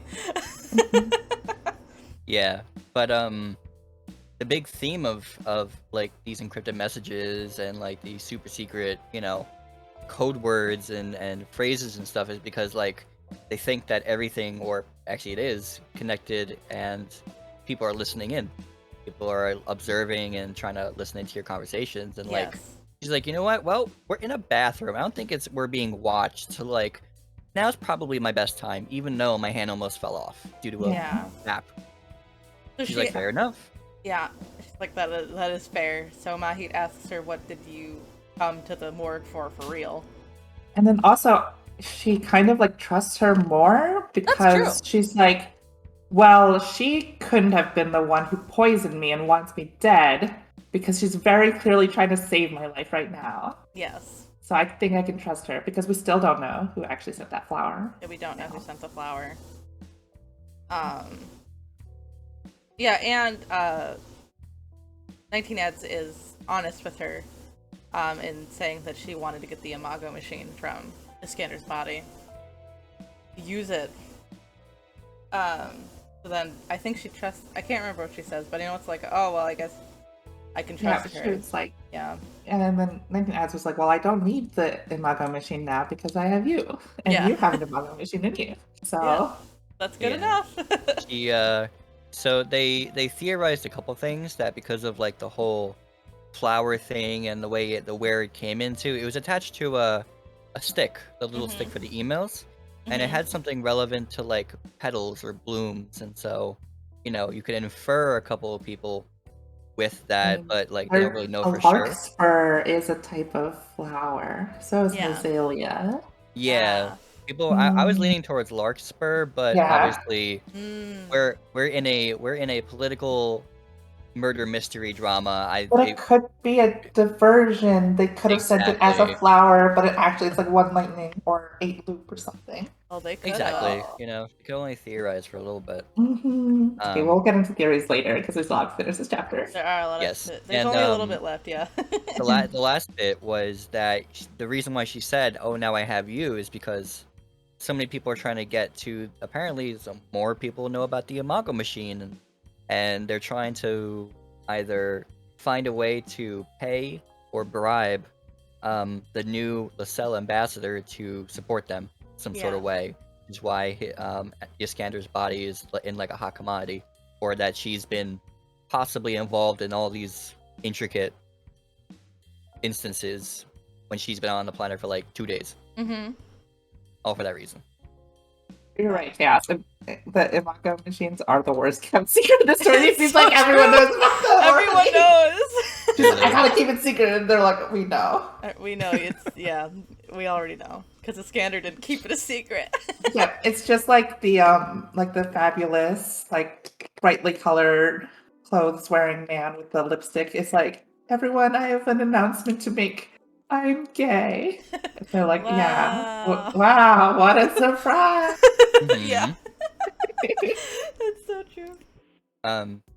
The last part, the other, oh, Iskander, what'd you do now?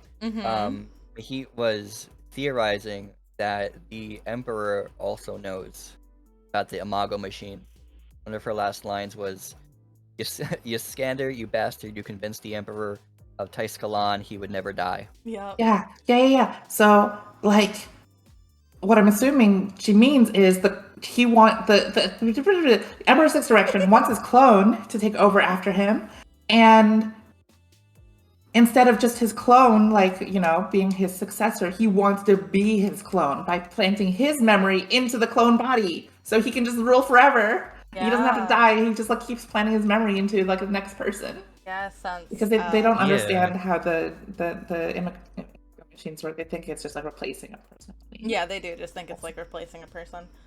Yeah, and we can very easily conclude that since 19 Ads was like, I didn't need the Imago machine, the Emperor did. So she's like, oh fuck, that's why you want the clone. Yeah. Literally, I think, I don't know why this would be the case, but I think over the course of his 20-year stint, he must have promised at least like 3 to 5 people about the Imago machine and like trying to use it in some way. And now there's one person with a almost, I don't know anymore because I didn't read past this, but a pretty much useless or like decaying Imago system, and one who has a perfectly usable one. And these people in high power know about it, so like they're it's pretty much up for grabs, or we can get to them first, which is why Ads is like keeping her low-key as a political prisoner. Do you but think Ads is talking to the Emperor? Like letting him know that, oh, actually we can't use any of these Imago machines, so we need to take over Lacelle so we can actually get them to make us one. That could be. Yeah. I mean, I would like it to be sort of that way because then that clarifies ads' interest in keeping Mhm. um Or there. keeping yeah. her Yeah. there and keeping her safe and stuff like that. But at the same time, like, I don't know, maybe she sees something in, Mahit that of Yaskander that would like to keep the legacy on while, trying to get the best case scenario, but obviously there are fighting factions all over, so like it's gonna be interrupted in some way. Right, right. I also think 19 Ads just kind of has a fondness for Mahit because she is a lot like Iskander. And she's like, oh, well, my friend is dead and now you're like my friend, so it's kind of helping her. Mm-hmm. Yeah. But, there's obviously a political motivation. Because I don't think she does anything without, like, some sort of motivation. Do you think Iskander also promised 15 Engine one, and that's why he was so happy to see Mahit, and then was like, I'm done with you, when he was like, oh, you're not Iskander. You have nothing to Oh. That's it. I wonder how loose his lips were. Honestly. me. How many people did he promise this thing to? Did he even, was he scheming? Yeah. Yeah. Ray said, what if the clone already has one at this point in the story, and that's why he was so quote-unquote creepy. I don't think the clone has one. Because if the clone did have one, they wouldn't want Mahit anymore. They would be done with her. Yeah, they'd be done with her. And also, I think a huge reason to keep Mahit is that, like, they have no idea how to implant that into a head. Not that Mahit does either, but... Yeah. Yeah, literally, second chapter, she said, well, I'm not a neurosurgeon, so I can't do anything with it, but yeah, I know what it does, at the very least, obviously, without So that's definitely why they're going after LaSalle Station now, though. They found out, like, okay, the ambassadors don't actually know how this thing works. They have one implanted, but they don't actually do the implanting, so we gotta go find the actual scientists to do it. I also know that part of it is because of the gate that's near there. Yeah. Part of the reason. They so, just like, want... new unconquered region. Yeah, they want control in, like, of the gate.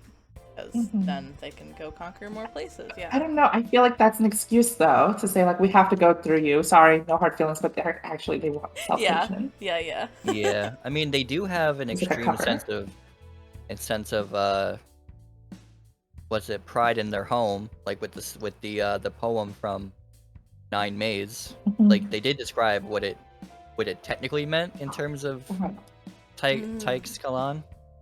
It meant to, like, say that, well, the things we're importing, the things we're doing, the things we're, integrating into our system are foreign. But if we took it over and it became part of our society, it would be less foreign. Therefore, let's just take over all the things. Let's show the glory of Tykes Kalan and have it become one assimilated system. So. Interesting. I know.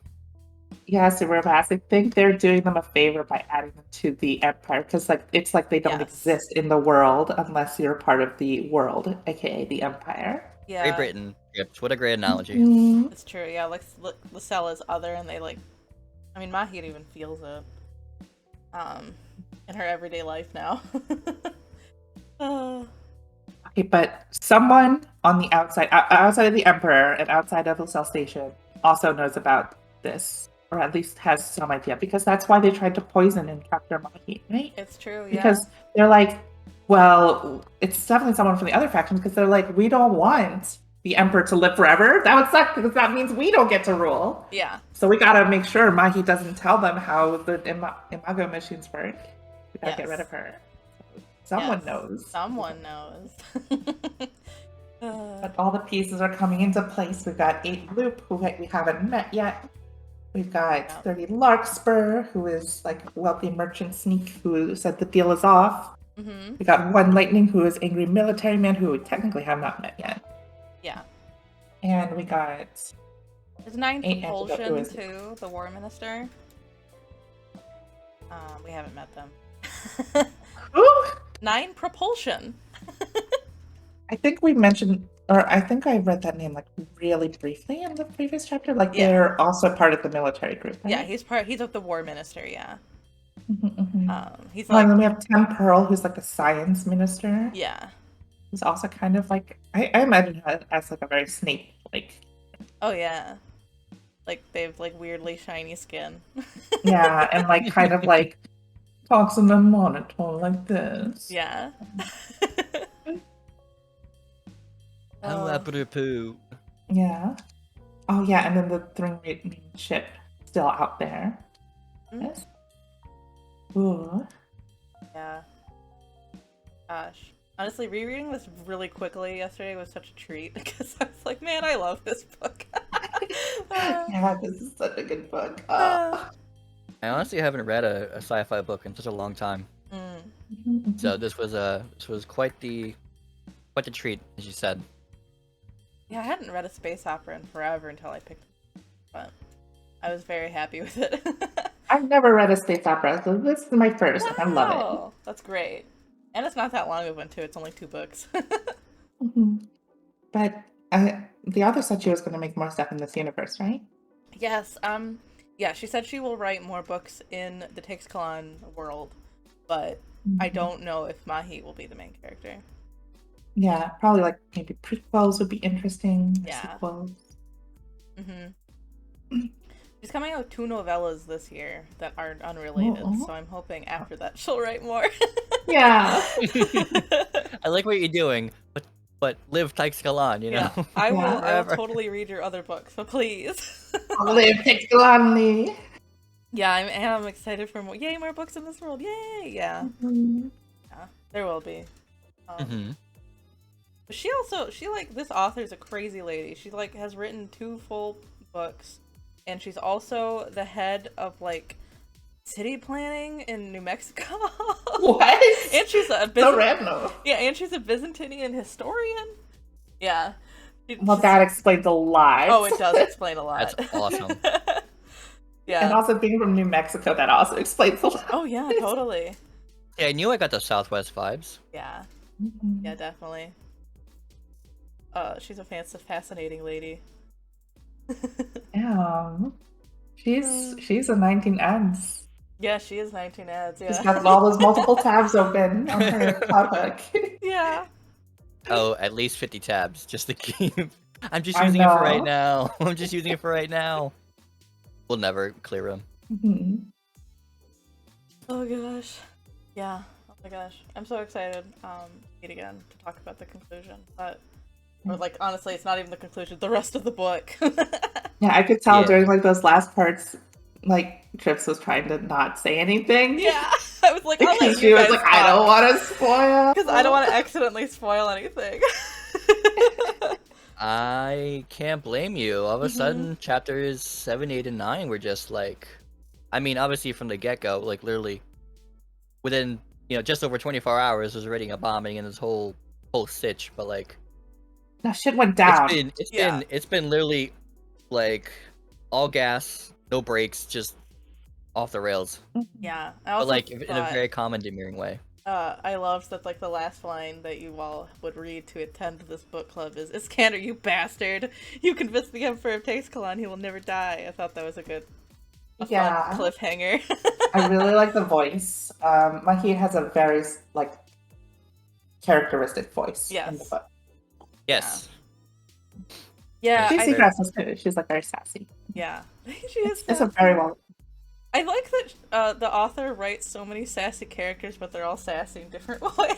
Yeah, you're right. Yeah. Like Nine Azalea is like dumbass sassy.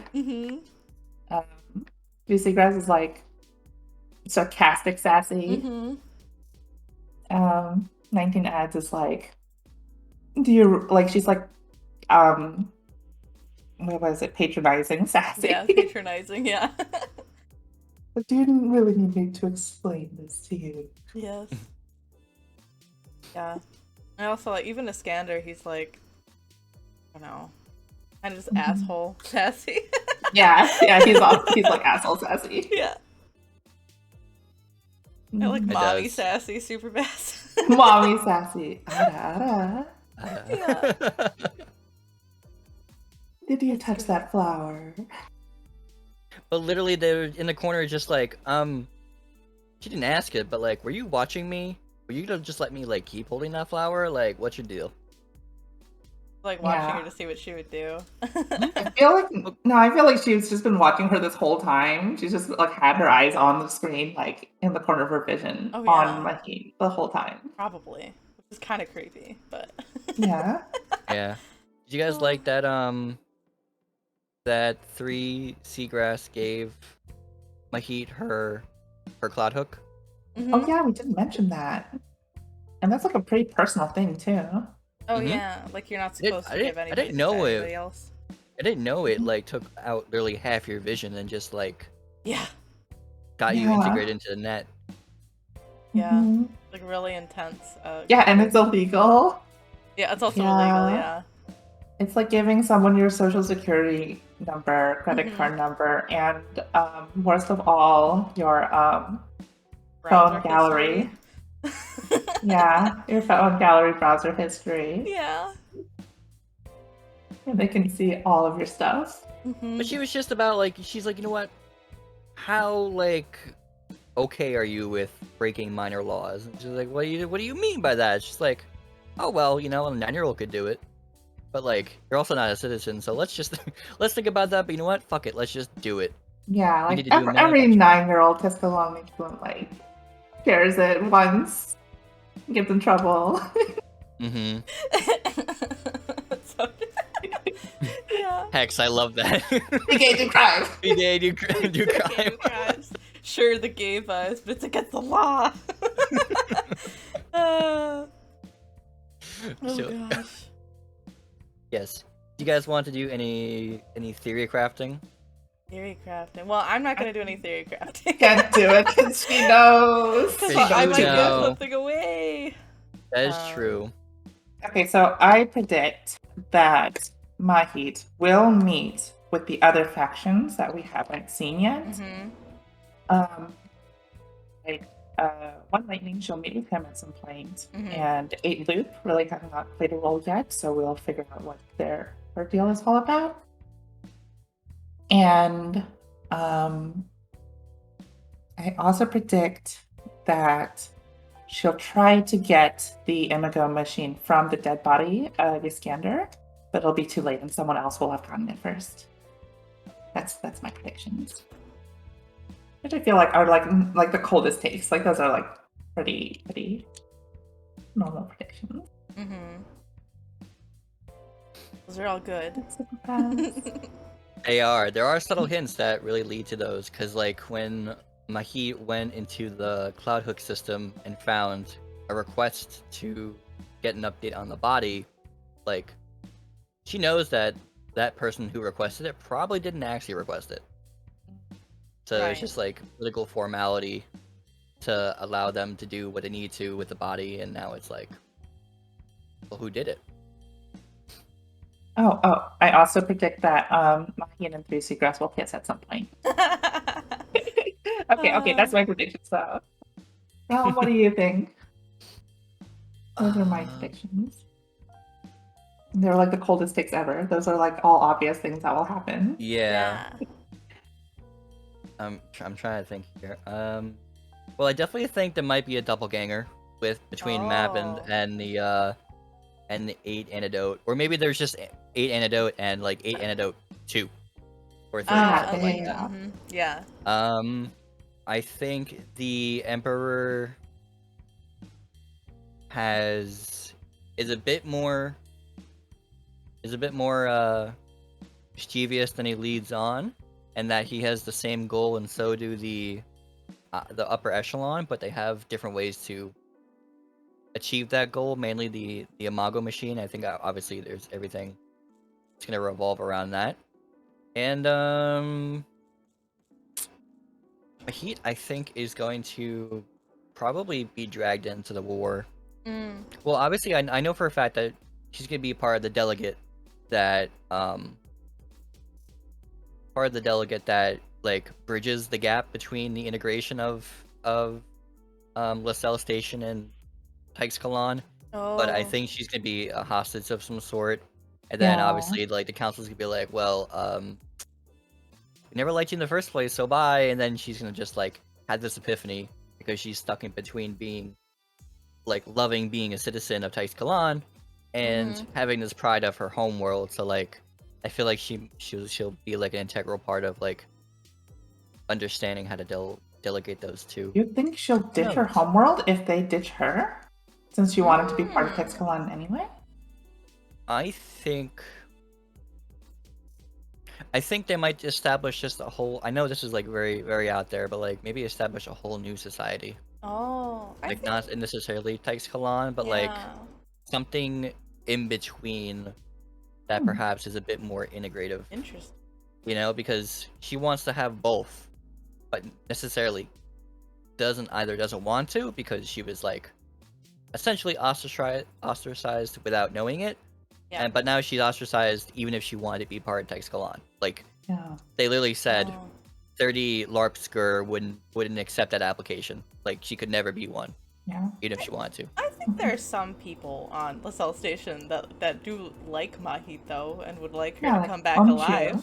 Not Not sure about everyone. Darth Arad, I so- do. It's just as far as LaSalle as station as like the council is concerned, like the Yeah. people who make the decisions, she's pretty much just like a lost cause. She was sent out to Taix Kalan to do what work and No, go no, die no. over there. No. That is not the way LaSalle Station works, though. Their culture is very much we have to preserve everything. Yeah, they want to preserve her. Mhm. They want her her not to be Imago preserved. machine back. They But know at how the same to deal time, with it. at the beginning of the book, They just picked her I to forgot go which- because one, she was the best integrated, but also because that was her. I mean, the excuse quotation marks is that she's like the most suited for the job and that she's weird and unlike the other people. But because she's weird and unlike the other people, that means she's the best suited to go off plant or off station. So I Yeah. guess they want her to go, but she's also, Yes. you know, if she was like Yeah. built for it, then you know it's not a bad thing. Like, from our perspective, yes, we would cut our losses, but I don't think that's how LaSalle's culture is. They're Yeah. very much No, like I don't think it's. everything we I'm want not to saying see. it's. I'm not saying it's the culture. I'm saying it's the people in charge. I'm saying Yeah. the people who have ulterior motives high in the council. Okay, Not- well, not here's everybody. my hot take is I think Darth Sharatz is going to somehow like open the gateway and let the three-ringed like aliens in to like Oh, for them. Because spooky. LaSalle doesn't have an army. They have like way like less a people. scorched earth. Yeah, they don't have an army. It's true. They have just. Or scouter they're just going to be pilots. like, I think One Lightning's going to die. Because there's a reason, like, One Lightning is a rival for the throne. There's a reason he's being sent out to do the fighting, right? What if they're, like, doing the thing where you send them out expecting them to die? Right. Uh-oh. Imagine she was sent there as a bargaining chip because of her imago. Ooh. Yeah. Thing. Like worst kept secret. I know, ever. it's the Right. worst kept secret. That's funny.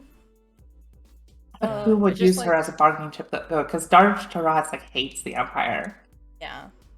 Yes. Actually, they all don't like none of them. Yeah, like they the all don't like Empire. the Empire, but, like, Darth Taraz is, like, actively, like, I want to destroy the Empire. Yeah. Such a pro LaSalle like anti Taix Kalan specifically, like some deep-seated hatred Yeah. that never mentioned. Yeah, Texcalan kicked his puppy when he was little. Oh, 100%. Probably had a Probably slingshot. worse. Mm-hmm. Shoot some random stuff. Magnifying glass for the ants, 100%. Probably was that guy. Any other stuff? I'm gonna say. I don't want any deception in the friend group that's going on right now. But I love them. I think they're like, you know, obviously the super dry humor I love. So, you know, the fact that they're just pretty much going off the rails and just like laughing to themselves and like stanzas. Yeah. I love the dynamic. It's just Yeah. you know, Yeah. everyone else sucks. And there's I something to will knowing literally better. cry if Through Seagrass betrays us. Oh. Yeah.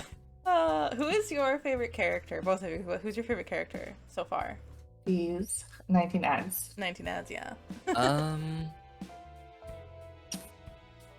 I'm biased. I'm gonna I'm biased say- towards mommy. Oh, that's fair. I would also say 19 as. I just want to be different. So I'm gonna say the main character.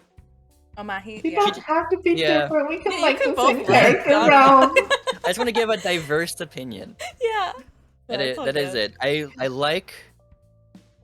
like her character because she does give mommy energy. But besides that, she's very much along like the lines of humor and like Yeah.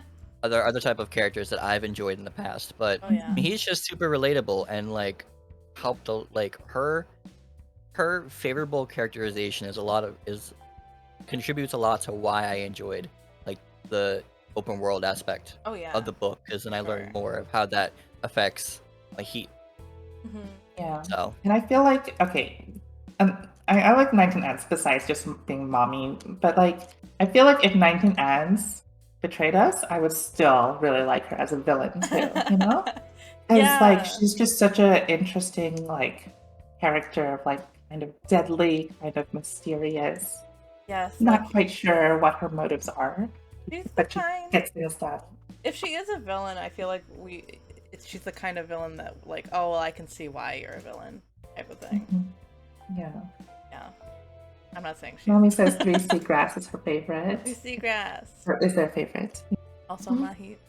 I think Mahit is my actual favorite character, but I really like 12 Azalea. Personally. I feel like we haven't Yes. seen enough of 12 Yeah, Azalea, though. I'm not gonna say anything about 12 Azalea, but I think 12 Azalea is just like does what he's got to do and is like totally cool with going on a fun ride. Mhm. Yeah. He's far too curious for his own good, though. Mhm. Yeah, he's the kind of character who would like take the 3 on a road trip and be like, "We're going," and like drive up to your house and be like, "Get in the car." Oh, Ray Hey, thinks look- 12 Azalea is gonna betray us, though. Oh, yeah, you're right. Because with the trio, Yeah. if it's not 3 Seagrass, Yeah. then no.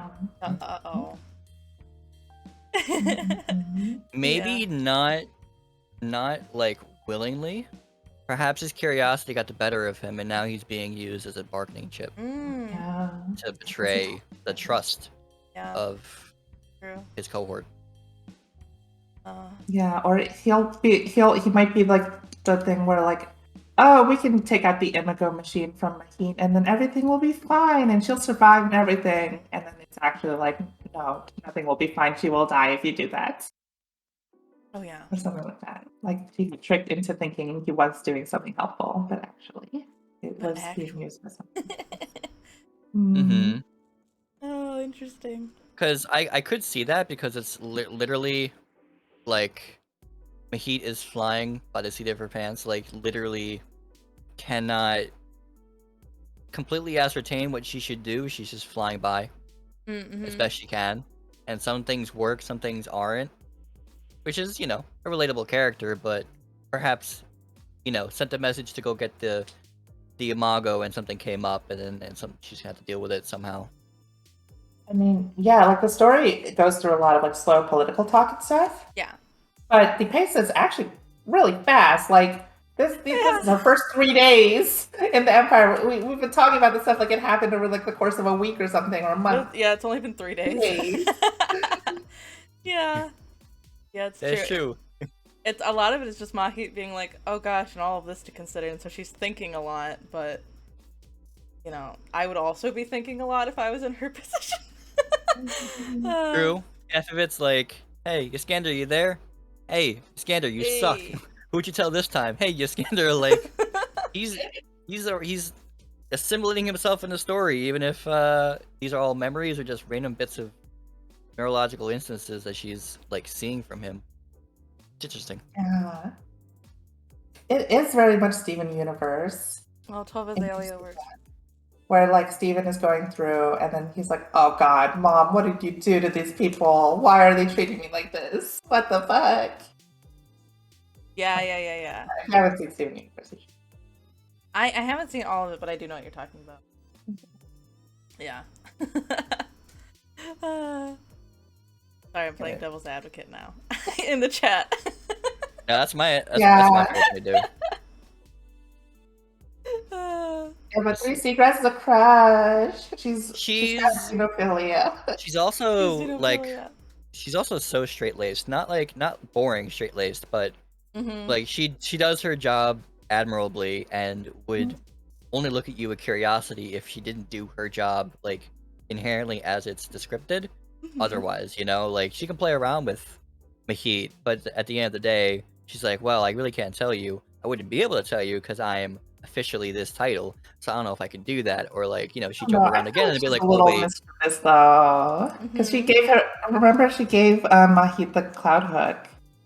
Yeah. true, I feel true. like she would break the rules for Mahit. Yes, And she's like really loyal to Mahit. it's the results outweigh, you know, the consequences. Mhm. Yeah. I think she'd rather have an interesting experience, though. Like, I think that trumps following all of the rules, especially if it will help Mahit. Yeah, Hmm. she's pretty dedicated to Mahit. She's like, I'm your liaison. Yeah. That That's means her I take job. care of you. Hmm? I dig it. Yeah. Okay. Okay. Well, I Oh, think, anything else? yeah. I've been talking for a good almost 3 hours. Oh my goodness. No. I was like, what'll be like an hour and a half? I I underestimated how much really we talked. enjoy talking about the Yeah, I know. book. It's, really it's, so, good. it's I did so too. good. It really does get you to read randomly. I was the other day I was just catching up on it again. I'm like, it's 1:30. Oh my god. Yeah. Oh my goodness. So chat really quick before people leave because we're ending Yeah. here. The book is currently on sale with Ooh. Amazon. If you want to Oh, pick I it up, didn't it's know. like $3 off or something. That's awesome. Yeah, it's like 30% off. So Ooh. you can pick it up. I'm just reading the Kindle version on my computer. Oh, yeah, yeah. Mhm. Kindle version if you want to take notes on it. It's also Oh, good. well, the hardcover right now is only $15 on thriftbooks.com. Oh, wow. Normally it's $30. Oh, that's pretty good. Oh, wow. Actually. Yeah. Damn. I might pick that up too, though. It's funny. I ordered a hardcover, but I ended up getting a like the soft cover advanced reading copy of it. So I have like a weird exclusive version of this book. Oh, Wow, damn. you're special. And it's signed. Ooh, I didn't ask for it to be signed. Oh, It's not my name though. Be whatever you want to be. We'll cross it out just for you.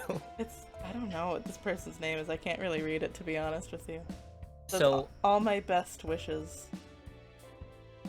So. oh snap. That is cool. jeez. Yeah, I'll take a photo. Well, of now it. you need to grab their Imago machine and inherit their memories. That's funny. No, I don't know. I feel like when I got the book, because I didn't know if I would like it or not, I was like, this is a sign. I got a special version of it. Very true. My sign was my friend gave me like I don't know how I found this. I was looking through my emails randomly and I'm just like, oh, let me look up this book because maybe I got like a deal or something, you know, get like a free like an ad for it or to get like a percentage off. Mhm. My friend sent me a PDF in 2000, I think, like just I think a few weeks after it came out. Oh, your friend Of had read like the a- book? My friend had read the book and sent me a PDF of it. Oh my gosh, so you just have it. Yeah, so I actually it's a file of all the books he's read in PDF, and that was one of the Oh, books. jeez. Oh, Wow. So I think he got it legitimately. Go buy the book, go support the person, but I just Mhm. happen to have it, so that's how I'm reading it. yeah. I can't take I notes, mean, but I have my Google Docs like a for personal library that you're borrowing it from. Mhm. Yeah. it. That is true. It is on a shared file, Mm-hmm. so I can add it if I want. I'll just Oh, I'll I'll share just the link. thumbs it up. I'll share the link in the book reader chat, Nami. There you go.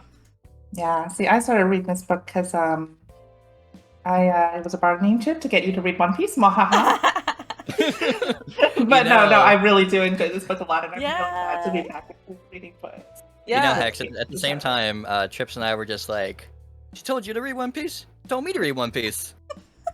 Yo, what's the true. coincidence? It's true. I was like, who should I invite? I don't know. Maybe Realm will want to be a part of a book club. And then I was Yeah, I laughing. randomly talked with Realm about One Piece like way a couple months ago too. Oh, that's funny because Mhm. when Realm was like, "Hey, Toto told me to read One Piece," and I was like, "Well, there you go. I have a reading buddy." Although we're It's all very reading true. together. Yeah, even Yeah. if you know, it might be a good reason to just skim and go over those beginning parts, you know, because you told me to start on Alabaster Island, even Oh. because I tried doing Yeah. this like 7 or 8 times already, but perhaps like 9 times a charm. That's all I Yeah. feel like. Right. Arabasta is usually when people say it starts like getting really good. So some people just tell you to skip there, but you miss a lot of like the build up, you know? True, you did mention like Skypea as well. Yeah, Skypea is okay. Skypea is more important later. Oh, We well, could you be mentioned here it. You forever mentioned talking it about One for Piece. Right. For Nico Robin, right? Oh. That's my Or was favorite it arc. a different That's reason? like the chapter 300, but that's my Okay. favorite arc. Okay. Oh, Okay. yeah. That's really good. But yeah, no, we'll talk more about One Piece in a couple weeks. Yes, Mhm. actually, you can join us Mhm. again on August 23rd, so 2 Tuesdays from now. We will be talking about chapters 1 through 50 of One Piece. Yay! I'm reading it now. It's my first time reading it, so Toto will and Realm will have to be the ones holding back those spoilers for me instead. But what chapter are you on right now? I am on curious, chapter here. I'll check. I don't want to say. Which part? Which part are you? I think it's the same thing that we talked last time. Oh, okay. So still like fighting Bucky the Clown. Yeah, chapter 19. Mhm. Luffy is fighting Buggy. Yeah. Yep. I'm gonna go through it again and take notes too, as well. And then we will discuss the ending of A Memory Called Empire, or the second half of A Memory Called Empire, on September 6th. Oh. You won't want to miss it. It's really good. I say that from the bottom of my heart. We'll try to do some like read along or like read out loud. Oh yeah. We'll see because I'm also starting school, so. Oh yes. We'll see. We'll see. Very Yeah. true. I'll try to attend one or two of those. By the time you do that stuff, I don't know. I'm like already conking out, but then I don't go to bed, and I'm just like, can I be in Discord? Should I be in Discord? It's Maybe I'll record them. You know, Oh, I'll record it that'd be and fun. just Just share post them. it just on the Discord because I Yeah. don't want to, Yeah, take away from for sure. any audiobooks and everything there. Just for Yeah. personal. Good. easy peasy. We got a lot going on, and I gotta thank you two for putting this all together. Because Yeah, thanks. now I feel more cultured. Oh no! It is for honestly my hosting us. pleasure. I'm glad that I have had like a good support group to actually like get this off the ground. Because if it was just me, I'd be like, no one wants to read. I'm the only one that likes reading. But now I know I'm not the only one that likes reading. It's wonderful. Yes. I said eventually I would like to. I'm trying to find like a good list. I don't want to be like, let me throw one story in and then just like vanish or disappear. Oh, But I'm yeah. trying to find a good like. I feel like it'd be nice to have a cool like one novel, one manga, one manhwa. One manhwa. Oh. Yeah. I mean, even after we read like a big book like A Memory Called Empire, if there's like a shorter manhwa series, we could do manhwa manga even. You know? Yeah. You could. That would be like a nice fill-in. Yeah. Because a lot of them are ongoing. That's the issue. Like I would have you guys Okay. read. I would have you read like Solo Leveling, which is Gosh, isn't that like a million Complete? chapters? no, it's only 100 and Oh, really? Wait, something 79. happens to the author of that series? yeah. The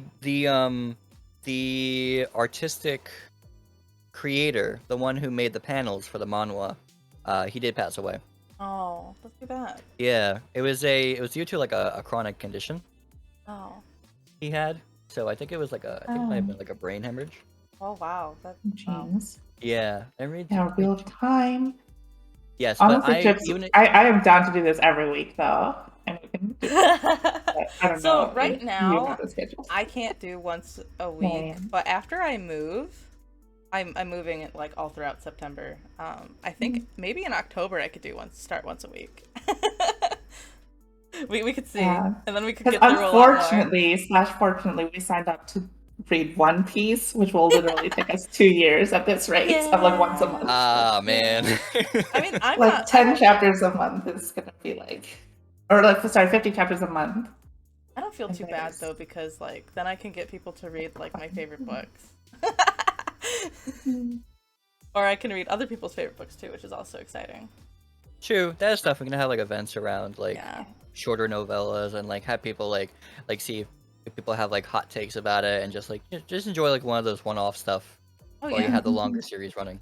Plus, I am actually genuinely enjoying One Piece. Like, I'm joking, like, I can get people to read it if I slave over One Piece, but that's not really the case. I actually like it. It's actually very fun. Yeah. People are always scared off by like how long it is, but then like we're reading like Memory Called Empire, and we want more in this universe, and that's literally what One Piece is. It's just like there's more in this universe. Oh gosh. So like when you have a favorite series, you just want to see more. Yeah. Yeah, like me with the Tax Clan Empire. Yes, and I think there was something else suggested. Like this was early in the chat, not early in the chat, but actually chat and our book suggestions. Wheel of Time. Yes, Yeah, yes, Wheel that of was the Time. one. Yeah. I've also been meaning to get into that series because I know a lot of like fantasy YouTubers. Oh yeah, people really like it. I haven't read it, so I would be excited to read it too. Like Discworld, Yeah, Malazan. Would you say you're more of a open book? An open book. I try. Goodbye. Page me when you guys read it. Yeah. Yeah. No.